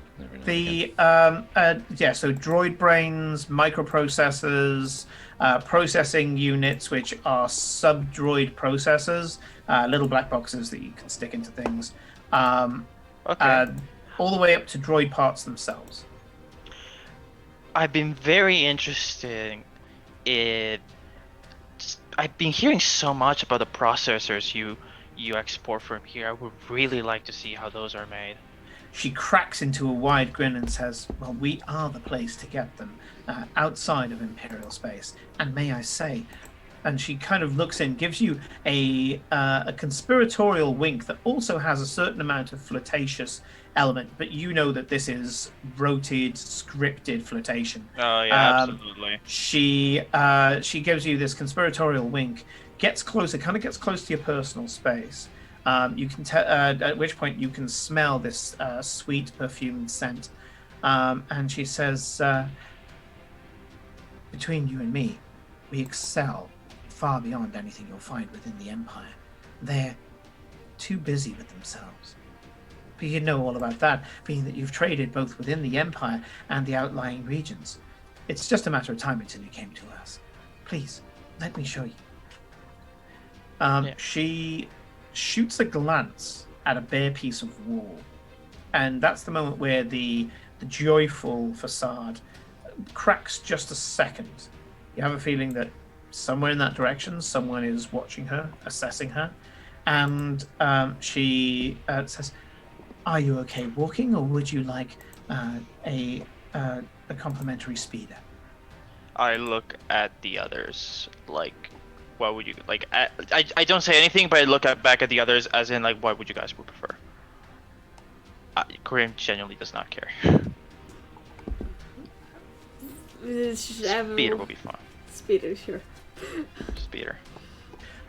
She gestures, and a section of wall opens up, and what is the equivalent of a speeder? The demon love child between a speeder and a golf cart comes out. Ooh. It hovers up to you, and she says, "Please Thrilling. take a seat."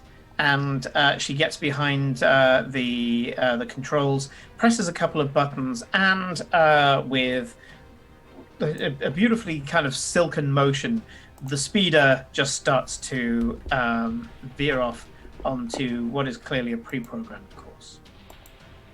Gotcha. Before we leave, can I look for any security around here? Not just like security personnel, cameras, or any other types of subtle how do I say this, surveillance. Infuriatingly, there's nothing that is evident. They clearly don't care about showing security here. Considering this speeder came out of a piece of nondescript wall that you wouldn't have thought as a door, This is going to be difficult. So difficult, I'm actually going to flip as well. So Motherfucker. roll me a perception or skullduggery. Streetwise can't work here, so either streetwise or perception or skullduggery, and the diff is going to be a red and 3 purple. Give me a moment. A red and 3 purple. Yeah. Alright, let's do this. Shit. Once you accept the minimalist, contemporary, geometric nature of the style here, bolstered by the fact that you are also, and this is why I'm giving you a roll at all, bolstered by the fact that you were told about this place, you're told about its styling, you start to look not for cameras, but you start to look at everything in abstract, as in you start to look at the only places where cameras could possibly be.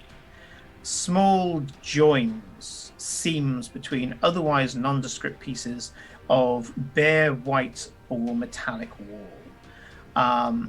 Places that could be, for example, really good places to open up and have either a turret or a guard fire from a vantage point. And suddenly you are no longer taken in by any of this shit. Everything you can see around you, you start to suspect. Anything that isn't a completely contiguous piece of paneling, you realize could slide up, slide back, fold down, and present a series of problems.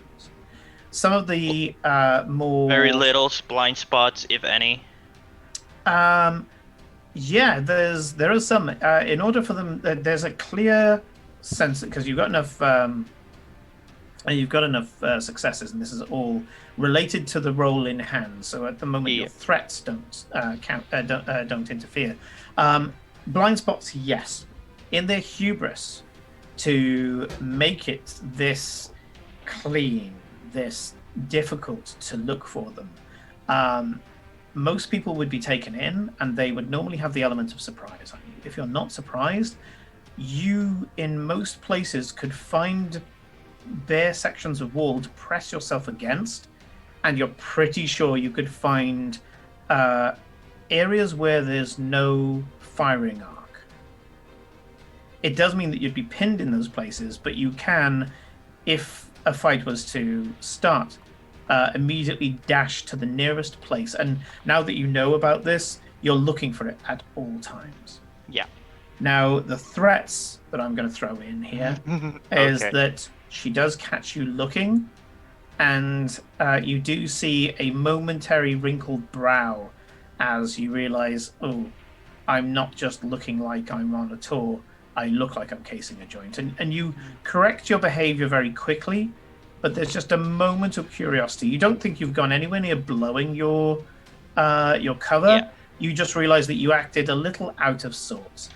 There's lots of explanations that could be attuned to it. You know, she could think you're far from home, you're really nervous, you're feeling intimidated by this incredible, a beautiful planet. Maybe you feel like you're scum coming to a really pretty place or something like that. She knows that there's something up, though, that you're not just enjoying the ride. Do I catch that? Yes, I'll say that you caught it. Yeah. Okay, so as soon as I catch that, I just go, "Oh, pardon me. I haven't ventured this far out from the core systems. I usually do my business within Imperial space. This is as far out as I've come. Really excuse me if I'm staring." Not a problem.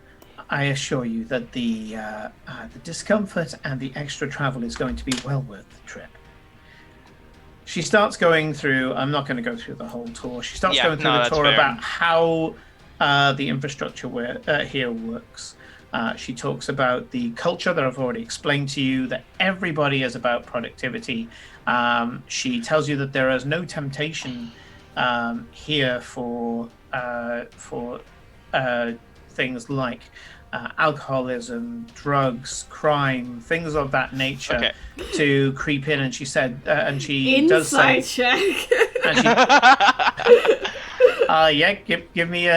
Give me a discipline check. Discipline. Give me a discipline check with a diff of red plus 2 purple. Discipline or vigilance? Yeah, vigil. Let me check. It was better, Kurt. When resisting against a Discipline is the better one, shall potential, yeah, no, it is discipline versus versus lies. Interesting. Yeah. Um. According to the thing I've got in front of me, I can check it.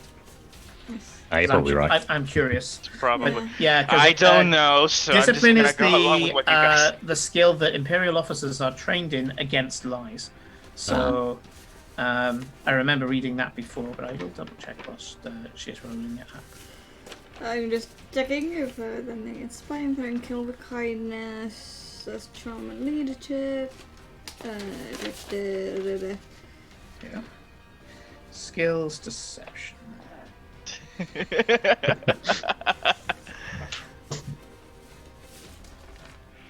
God, I can't.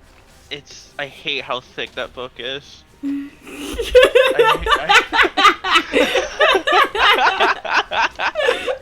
I love you, Ed. I love you so much. Sorting truth. Yeah. Discipline is sorting truth from fiction and determine if somebody is lying and not being swayed by those lies. It's a function. Huh. Fair enough. Cool. Okay. I have been doing that wrong in all of my games so far then.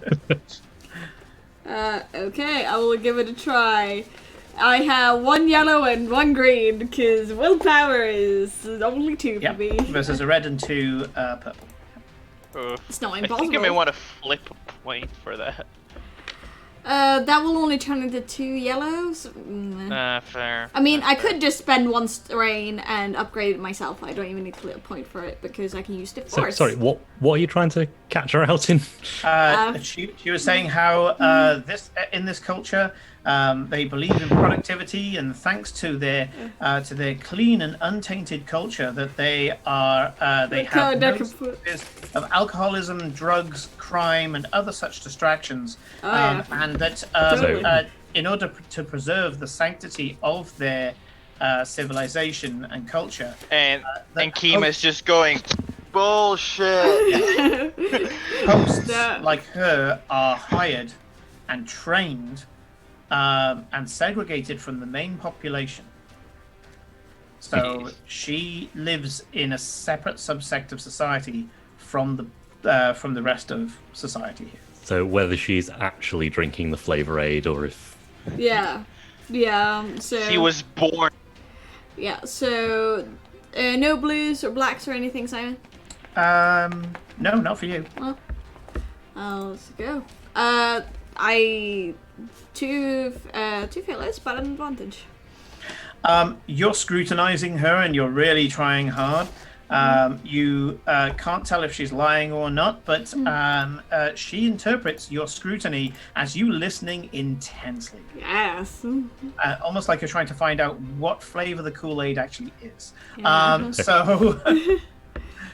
So yeah, I'm afraid you can't tell if she's lying or not, but she seems pretty convinced. And she seems quite barefacedly saying, why hosts have to be segregated from the main population. When hosts go into the main population, they themselves have chaperones, so that there's no cultural rub-off.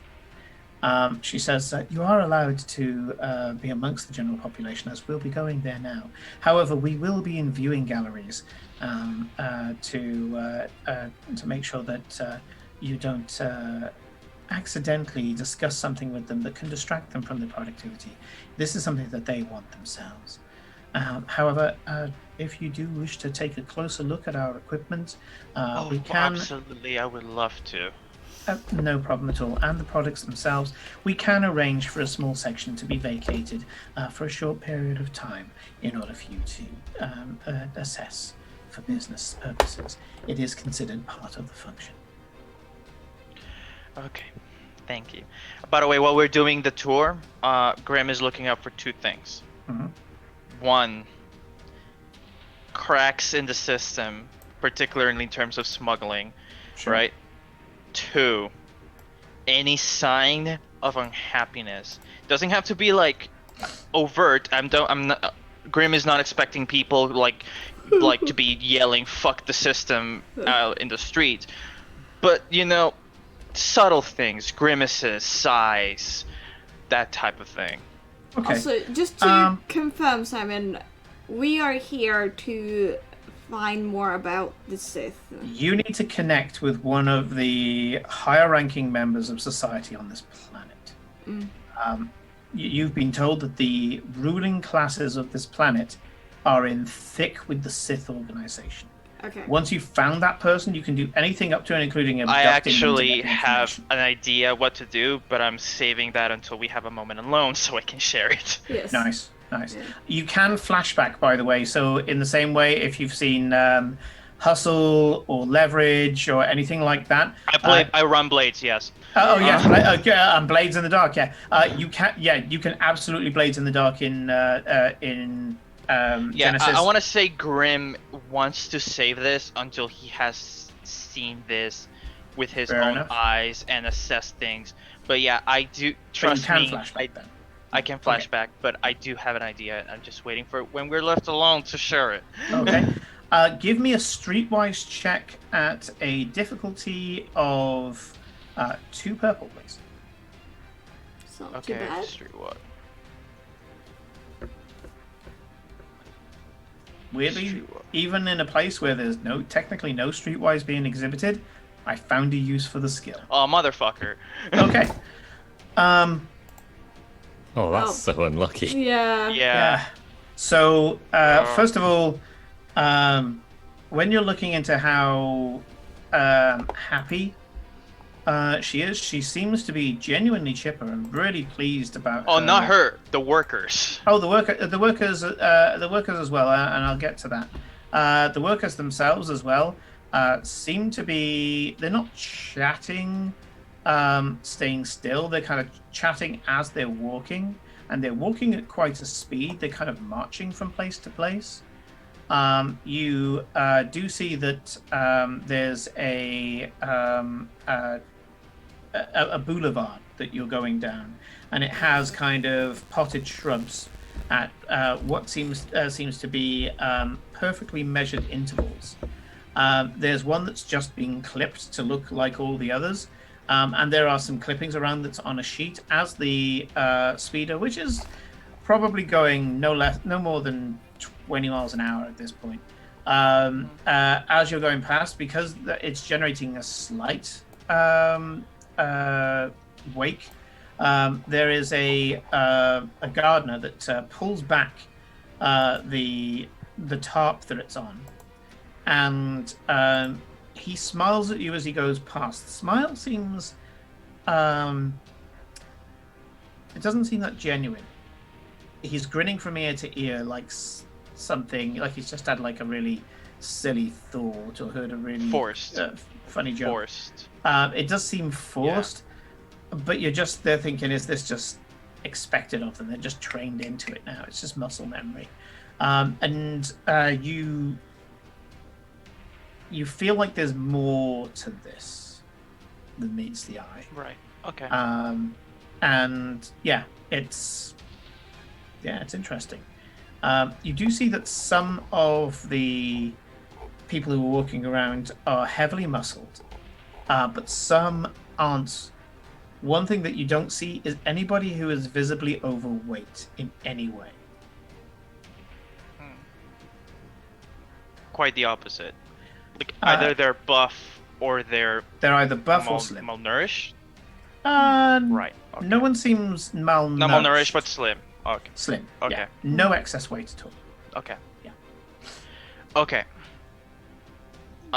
So what's happening right now? Just remind me. Like we're gonna get you're skimming down a boulevard, and in a very kind of rigid way, it hangs a left and is going to one of these very large, like a chocolate bar, square-shaped building, and you can see that there's a few small offices intermingled amongst this grid.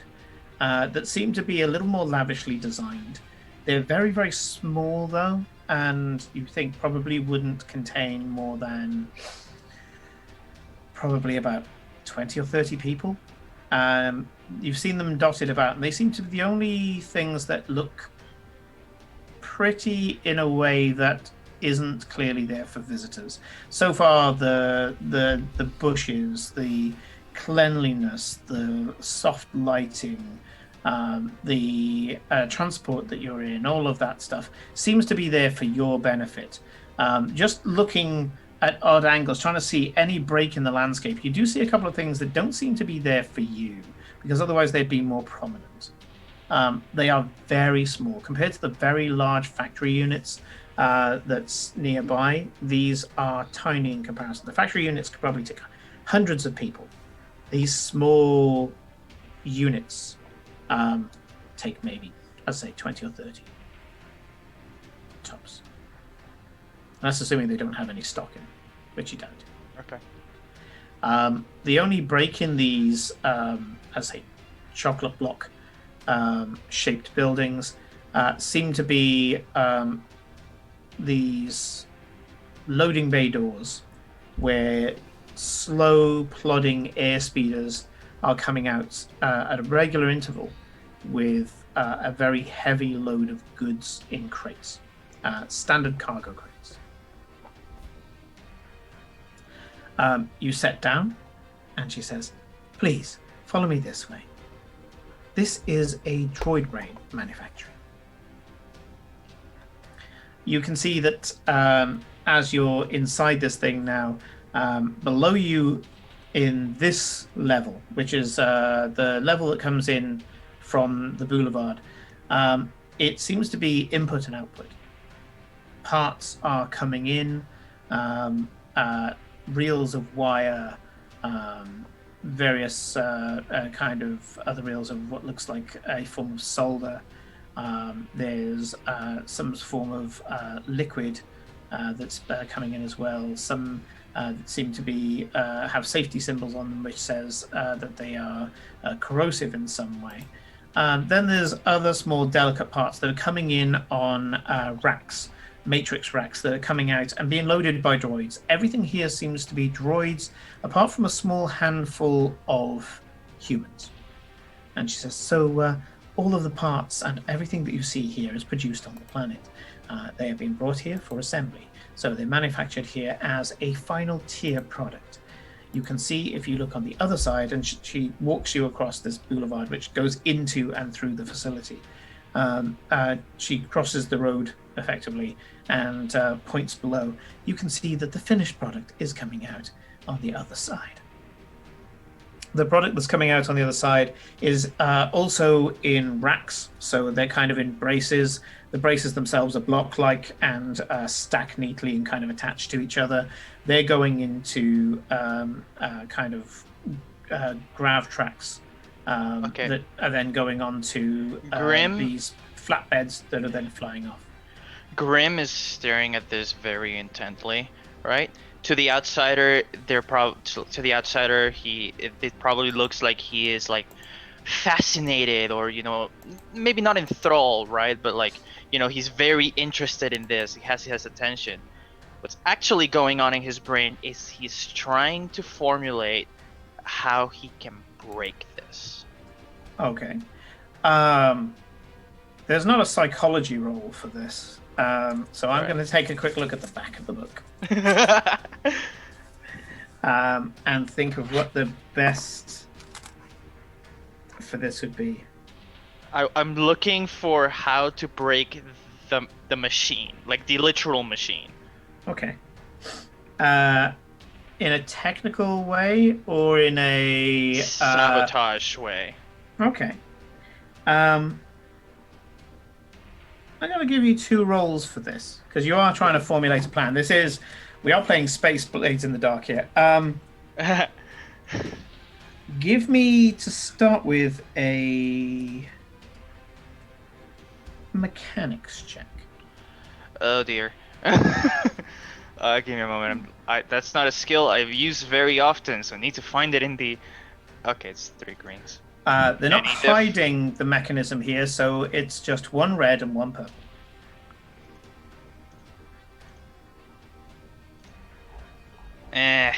Been rolling really badly now. Okay. What I was interested in, if you didn't get this, was whether you got advantages or not. Give me a coercion check. And the diff here is just 2 purple. Oops, no, that's correct. That's yellow. Yeah, there we go. Okay. There's something nagging at you, annoying you. You watch as this machine ticks along. You have a feeling that they've got procedures for everything. If you were to break something, they'd probably be able to repair it or circumvent it. Because they're all about production and productivity, they'll have a way of just to keep going, to isolate the thing that is broken. As a result, you would have to bring it down at a higher level. You would have to cause a chaos that they weren't able to analyze. The FMEA did not cover it. The that's failure mode evaluation assessment. They seem to be working like this clockwork, and you're there thinking, is there any way that I can just freak them out? Because trying to freak the brain out instead of the body. And you start Simon, thinking of ways that they could possibly go out of the comfort zone. I think you misunderstood what I was doing, because I'm not looking. Grim is looking on how to sabotage the actual machinery. Yes. Yeah. That's why your first one was machinery. And then after that, the advantage allowed you to maybe I can fuck up the non-machinery element and have a knock-on effect. Okay, gotcha. Because you realize that My bad. it's procedure that backs up the technology here. Okay. Yeah. All right. That's not to say that you can't do it. It just means that it hasn't occurred to you yet. Okay. I turn to our lovely tour guide, right? Smile on my face, and I just say, fascinating. Truly, truly fascinating. Not gonna lie, I think I'm sold. Sold at this level? Do you? You're only seeing our turnover here. Don't you want to see us making the product itself? I don't need to, trust me. See, the reason I came here was because I am very interested in establishing a trade route between the core system and this planet. And not gonna lie, everything I've seen so far has really impressed me. Say, what is the chance that I'll be able to talk to whoever's in charge? Give me a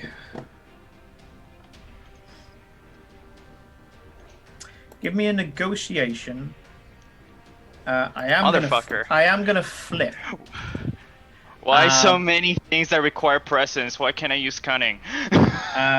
Because cunning will come up when you need it most. I'm flipping a dark side to be able to put a red into this. So a red, a purple, and a black. So wait, a red, a purple, and a black. Yeah. Will my calming demeanor come into this? Convincing yes. demeanor, sorry. Convincing demeanor definitely will come into this. Yeah. Convincing demeanor, so I don't put in the black. Okay, I didn't know you had that, but yes, that would definitely apply. Your convincing demeanor, as in, no, I mean business, and I want this to happen. Yeah. Okay. She smells a rat. You can tell straight away she smells a rat that you would be so quick to the punch. But she's met some strange alpha personalities in her time. And so when you're there and you say, no, I just want to go to the Grim is playing the most eccentrics of fucking, business people. And she says, very well, we can go straight to negotiation. Let me take you to a negotiator. And she gestures to the golf cart, and you get in that, and it zips off again. I'm going to just interject here. JT has been looking at the layout of this city and has been looking for extreme distance sightlines. Your sport for choice. Unfortunately, there's a lot of covered area. So if you wanted to wait for somebody to come out of a building, your sport for choice. There's lots of places where you could be. Inside the building, similar because it's all it's all covered. Let me finish with Ed first. Because it's all covered, as long as you can get up into, and as you look up, you can see, there's girders, there's gantries, there's, this place is cleaned by people on a daily basis. There's gantries everywhere. No one really kind of expects a sniper here. As such, they're not very prepared for you. Okay, and in addition, just ways to get up there. For many of the gantries and things like that, if you're talking about legit ways to go up, there's not many. They have designed this place so that you can't just go wandering. In terms of heroic ways of going up, there are plenty of ways. There are pulleys and there are cranes and all sorts of stuff. You can Mirror's Edge the fuck out of this place. Hell yes. Yeah. And love that game. In terms of quiet ways to go up, not impossible. It would probably be a stealthy version of Mirror's Edge of waiting for Assassin's Creed. Oh, definitely, yeah. Loading droids and things like that. You would have to do the whole kind of thing of jumping on top of some boxes, crouching down, waiting for it to go up, and jumping from platform to platform. It goes platform game for a little while, it's not impossible. Definitely a possibility that you could do that if you could slip your guide, of course. Of course. In Simon, fact, what I slipping wanted the guide to... is the bit that you're probably the most concerned about. After that, it seems to be fairly fucking easy. Yeah, I've been playing the non-sentient droid, so... I want to know, at some point between now and meeting the negotiator, will there be a moment where we get a moment for ourselves? Because Grim has a plan. And I need the other not stuff. unless you ask for it. I'm gonna... I say, I'm not gonna roleplay, I'm just gonna say that after asking for the negotiator, Grim did ask for, just before going straight to business, to just have a time to enjoy the sights, basically. Alright? She says, but of course, we shall take you to a restaurant. And it zips off in a slightly different direction after she flutters her fingers over the panel, and you get taken to what seems to be a restaurant that's built into the side of one of these units. You do go like several units over in order to get to it. They're not on every unit. It seems to be looking at a boulevard that then looks back at the place where you landed. So it's in view of this huge commerce tower that you have since left. And when you walk in there, and I'm tapping directly from a diary entry of a golfer that went to North Korea here. You walk in there, there's staff everywhere. You're the only customers. Cool. I'll send a message on an encrypted text chat saying, keep the surface conversation light, we can talk here. Okay, cool. So, alright. I have an idea. This is through the encrypted text chat, right? While this is going on, I will just talk innately about the shit. I'll just go into like a chat about droids, because we've had a lot of droids, and having JT as a best friend for several years now, I have picked up a few things about like droid brains and stuff like that. Especially since JT's really into getting it has its own droids. You're playing Associate Bob. I respect this. Yeah. You start Associate Bobbing the fuck out of this, and you can see that she's sycophantically nodding with feigned interest.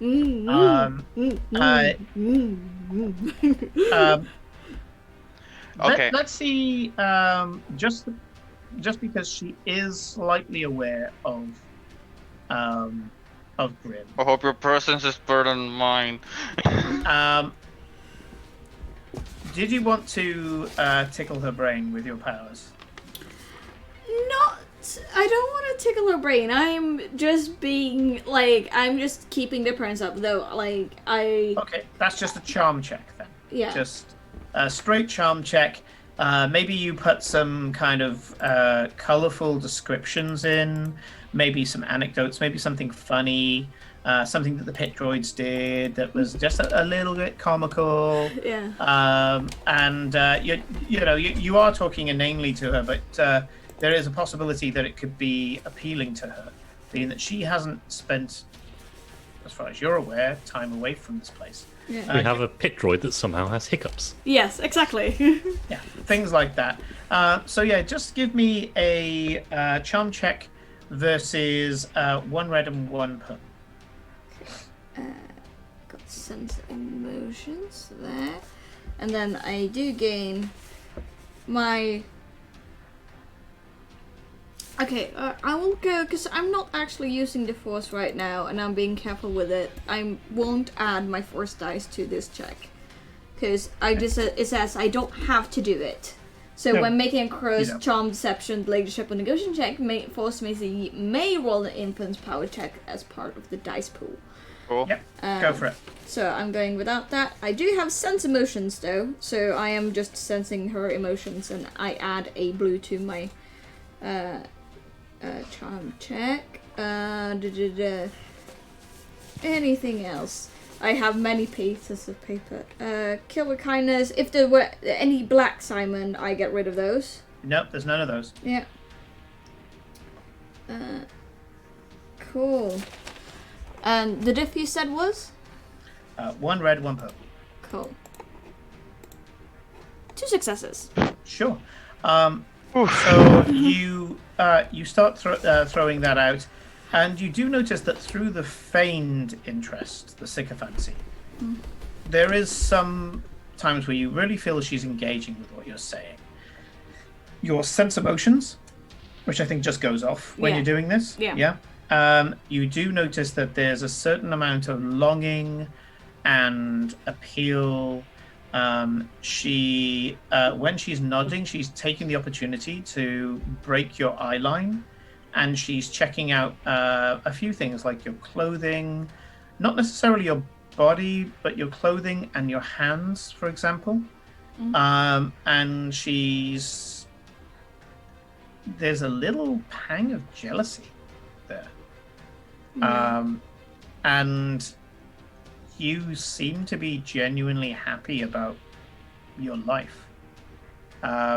There's doubt and guilt as well. It's quite a cocktail behind her facade. She holds the facade really well. It's only through the force that you're able to detect this. Anyway, Grim, you are probably bringing out your comlinks, almost like you're checking business documents and your forecast. You know, your 12-month forecast.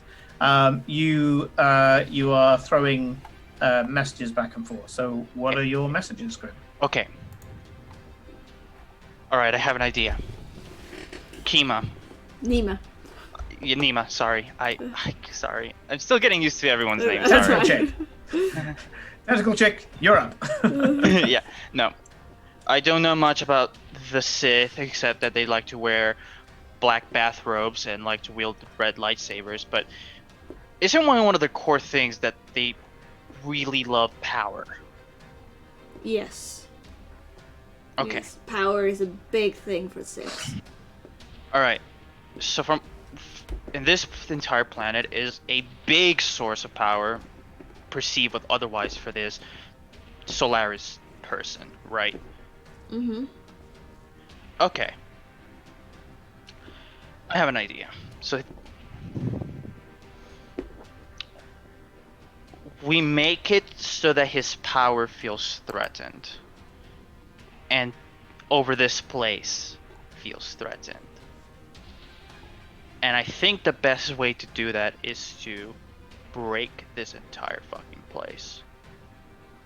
how? We don't really have the things to break a planet. Okay, We're but think poor about people. this. Think about this.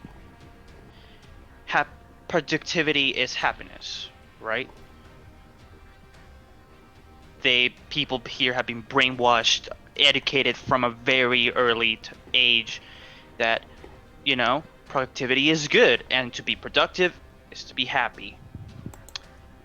What if we take productivity away from them? How do you suppose we do that? JT, remember what I told you about those explosives? I'm 3 steps ahead. So, I also have Destroy. a suggestion if we are talking about this now. My plan is a variation on a theme. We find someone important, and we frame them for killing the person above them. Brings work. discord, and we can keep I'm doing just that. gonna be honest. I'm looking to start a fucking revolution. I don't think this place has dealt with many revolutions before. They have, but they didn't go well. But if they feel threatened by one, by the population rising up, and then a high-ranking member just happens to die, this entire power base that Solaris has built for themselves will start to crumble a bit. And I think Solaris themselves might want to come and check out for themselves what's going on. It's ambitious. Yeah. It's very ambitious. I'm all about ambitions. This whole planet is one machine, and throwing a spanner doesn't necessarily... It would have to be...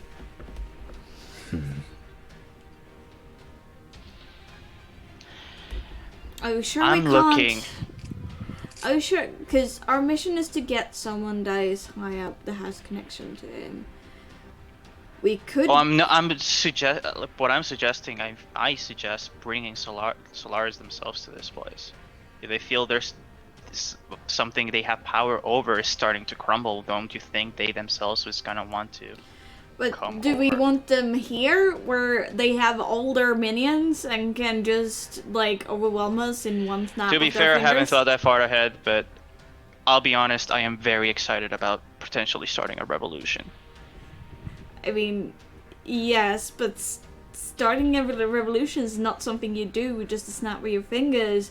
There is generations and generations of brainwashing that has gone down here. There is not something that we 4 outsiders can do in Oh no, we all 15 4 minutes. outsiders can't do that in 15 minutes.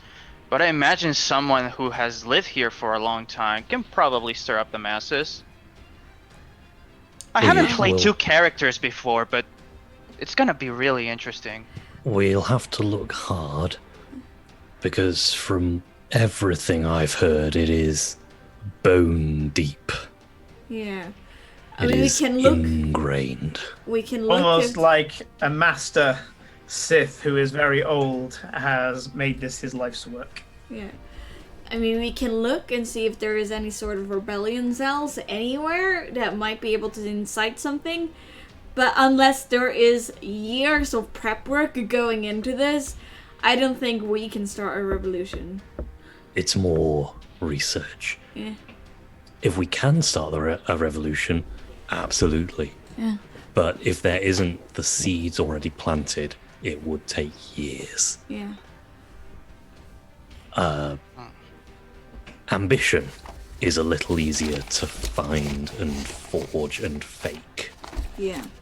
And ambition is something the Sith, from what I've heard, are hot on themselves and they don't like others having it. Yeah, so we can, if we can find the seeds for a revolution to start that, great.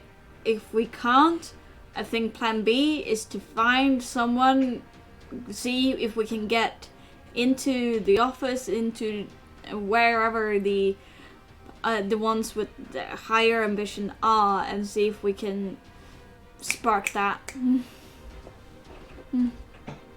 Door opens, and a Miriam walks in.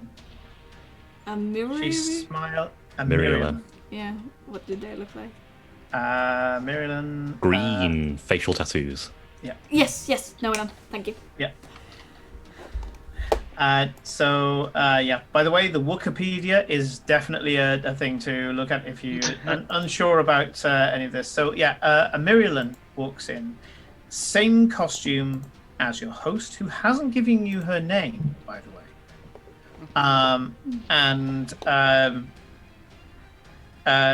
This woman walks in, this Miriam, dressed in the same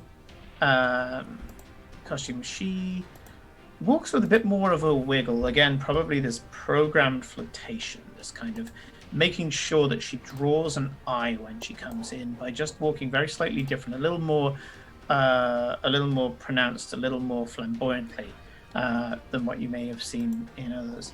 And she smiles and says, "Is everything going well?" Your host hesitates for a second, and I'm going to trip off your sense emotions, Nima. First of all, fear. Slight panic, but mostly fear. Then a sudden realization, and she's angry. As she goes, "Yes, perfectly well. Perfectly fine, thank you. I was just about to take Solus and his retinue to one of the negotiators." "Oh," the Miriam says. "Are they ready already?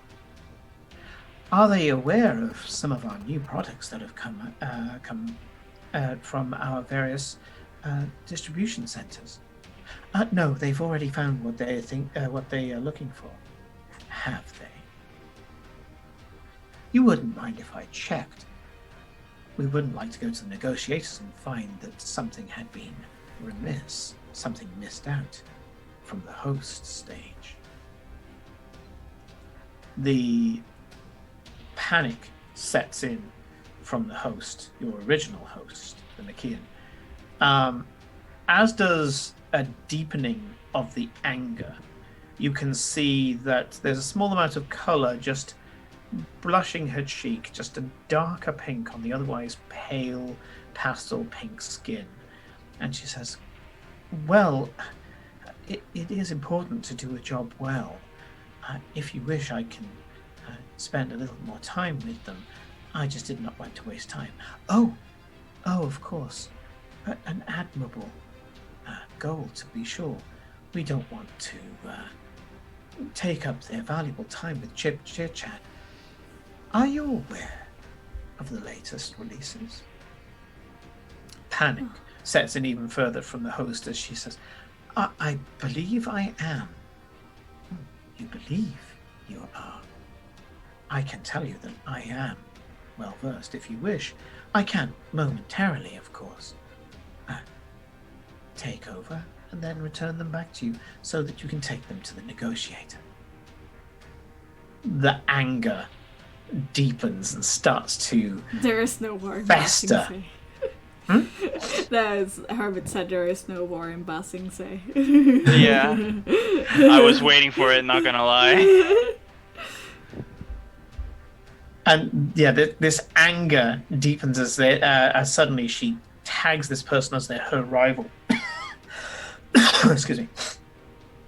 And she says, smiles sweetly and says, "But of course, you can feel the dark side basically coalescing around your original host." Yeah. As this Marilyn hip swaying as she walks you with a smile that is not painted on. It is a genuine smile of triumph as she sits down and says,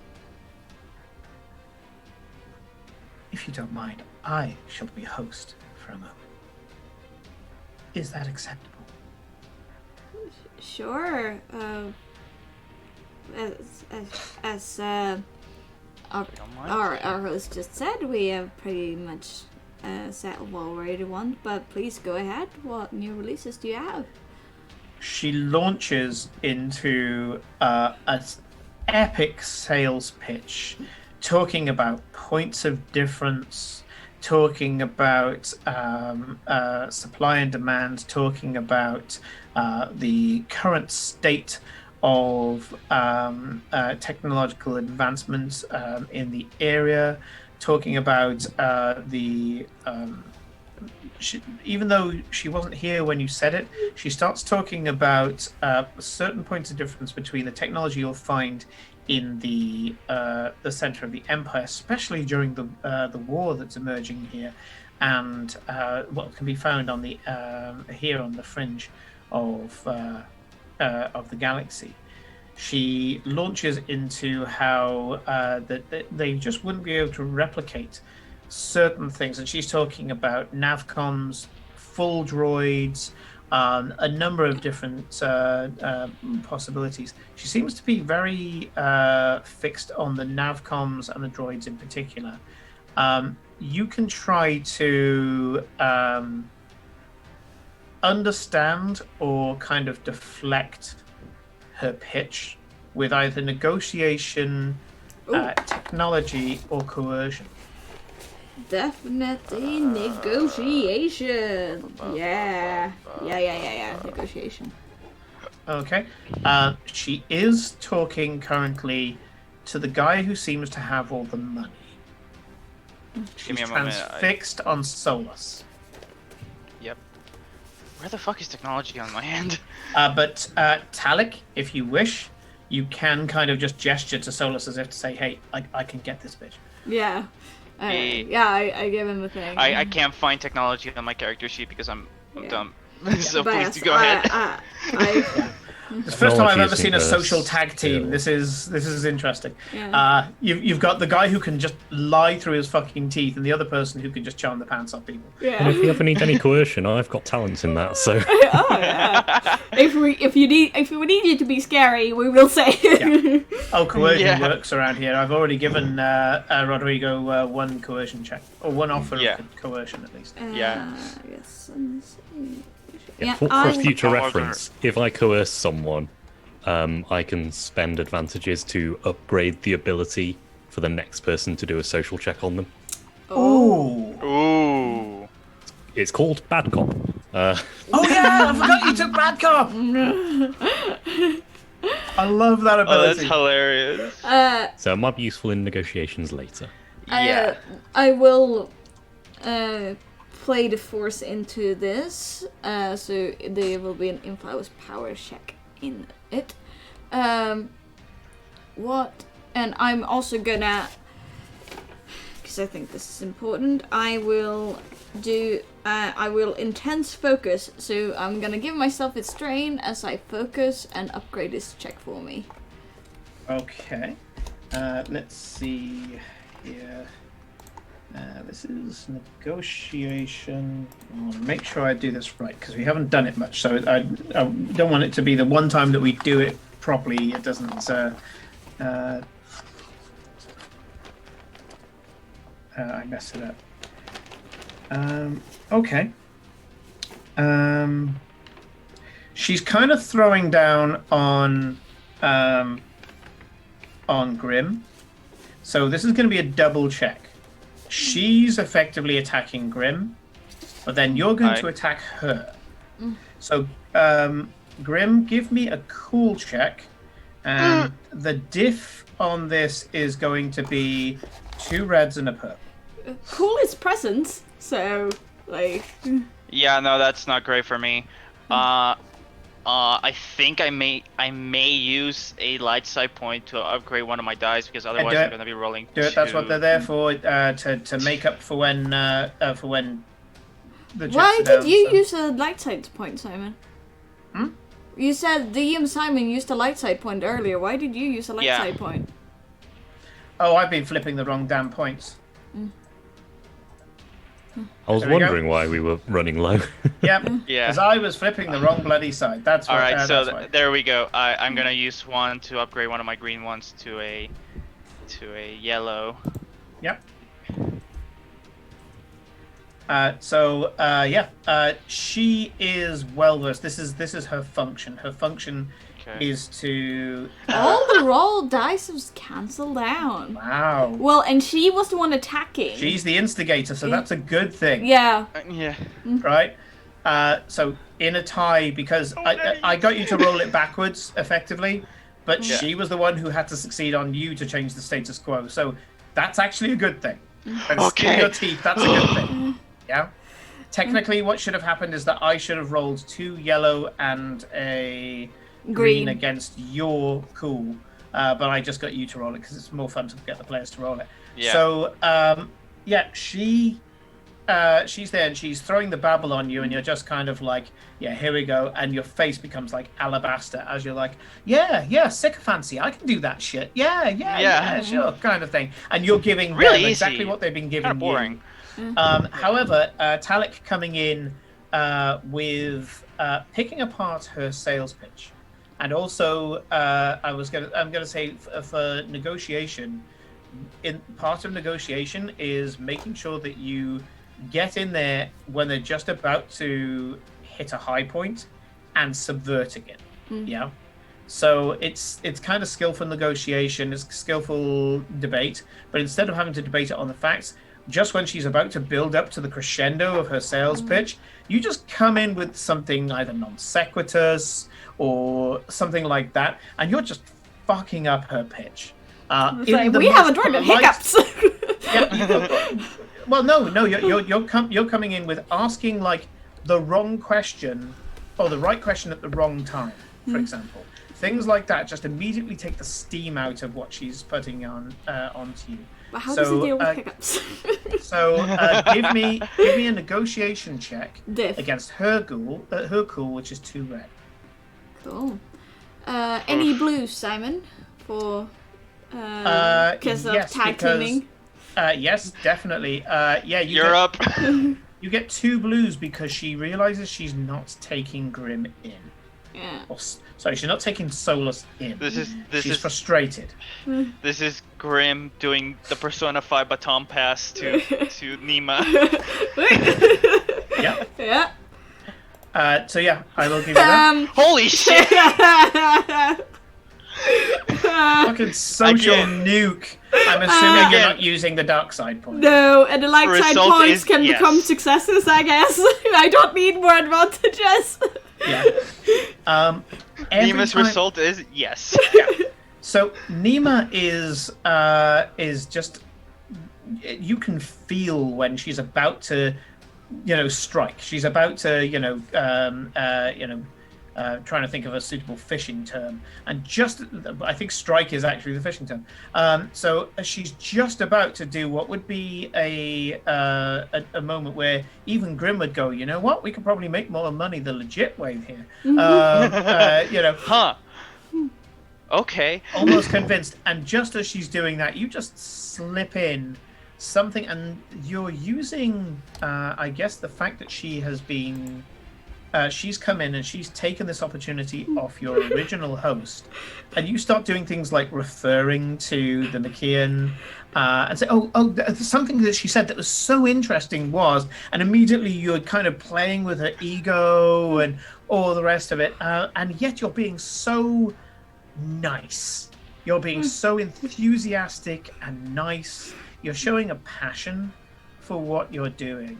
You're showing yourself to be in control of the conversation as well, and she's hating it. With the successes, the advantages, because you have succeeded. With the advantages, you can see that your original host suddenly fucking loves you. Your original host thinks you are hilarious and is struggling to keep the face from reacting to the fact that you are quite clearly cock blocking everything that this girl is trying to do. The Myrilian is still smiling and going, "Oh, really? That's so interesting," when she's really wanting to just, again, put the seal the deal with Solus. And every time you do that, you can see this Myrilian. She's Makian. she is looking in your direction. She gives you a smile, but it's a genuine kind of, oh my god, you're amazing. Yeah, kind of thing. You do see that there's a certain amount of schadenfreude happening here.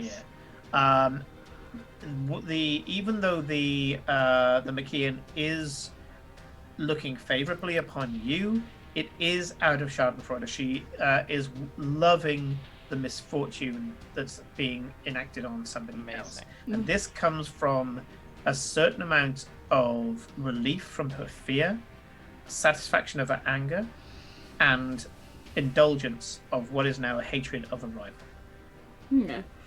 As I am wrecking this girl as wrecking this bitch, as Hermit said. Yep.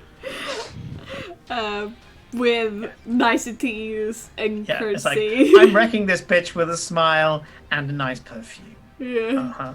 Tip the hip.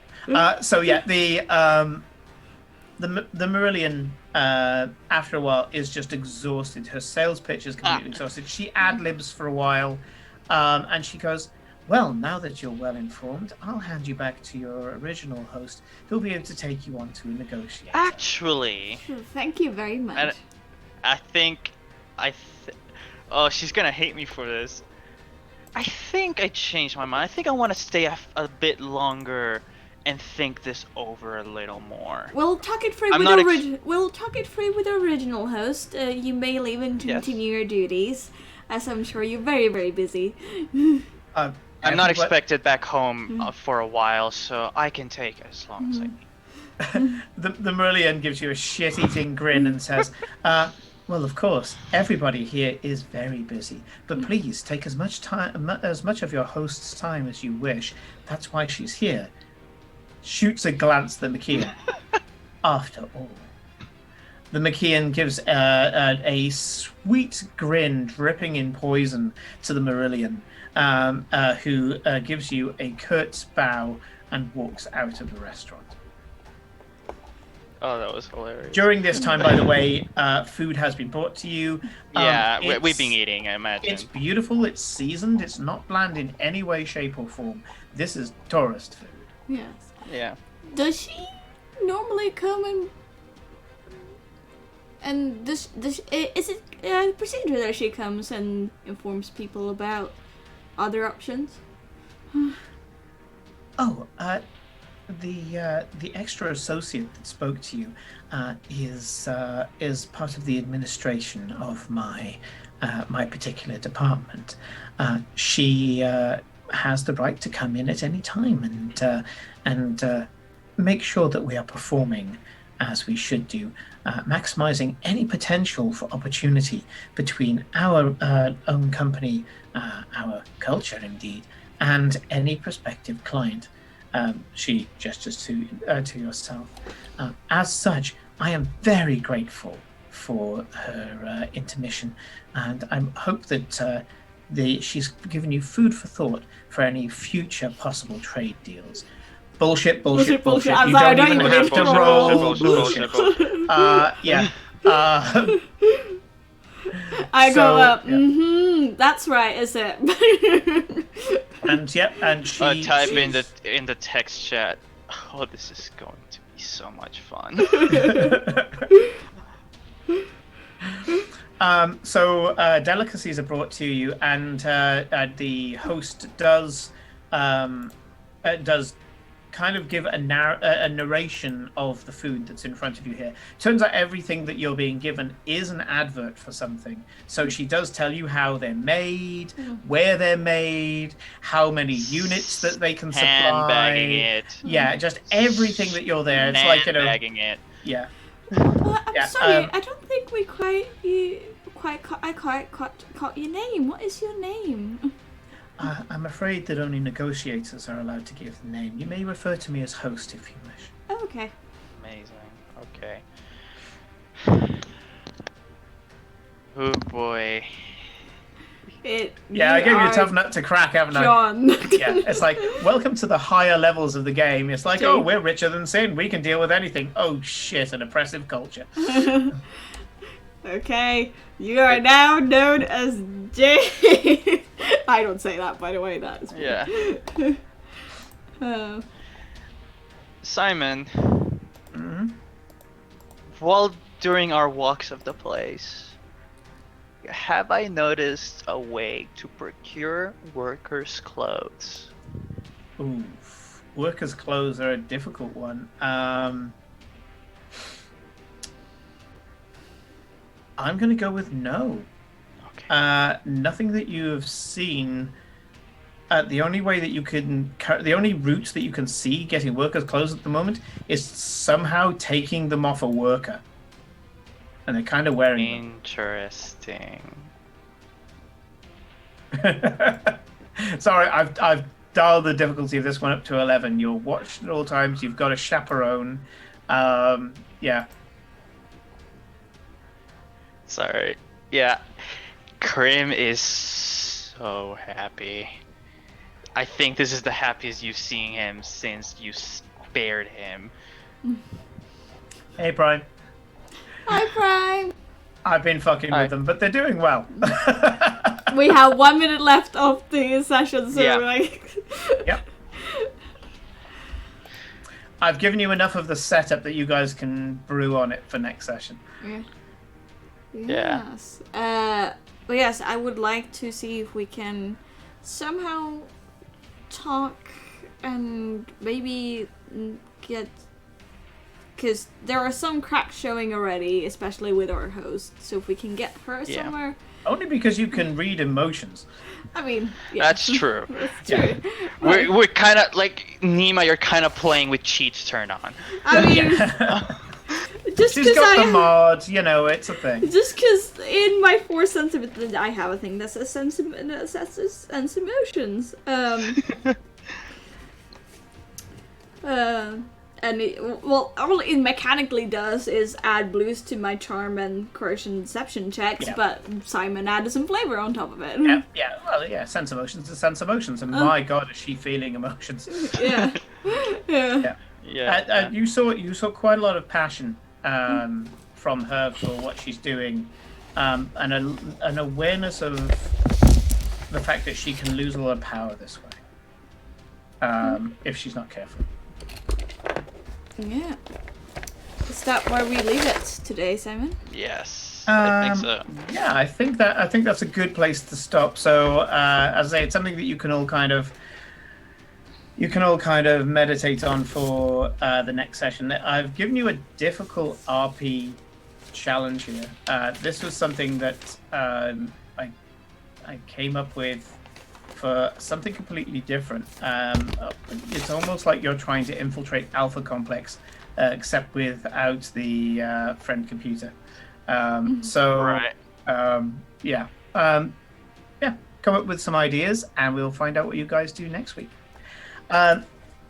Big thank you to you guys who have been watching. Big thank you to Hermit. Thank you to Beard for the host and dropping in. Ardaslan, I'm presuming that's Danish.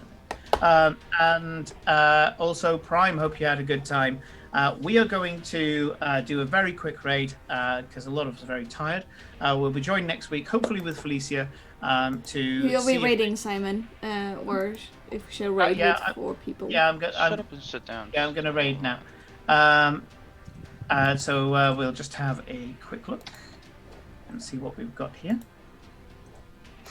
Let's see. We've got Classy Librarian. We've got Jane85. We've got Tins.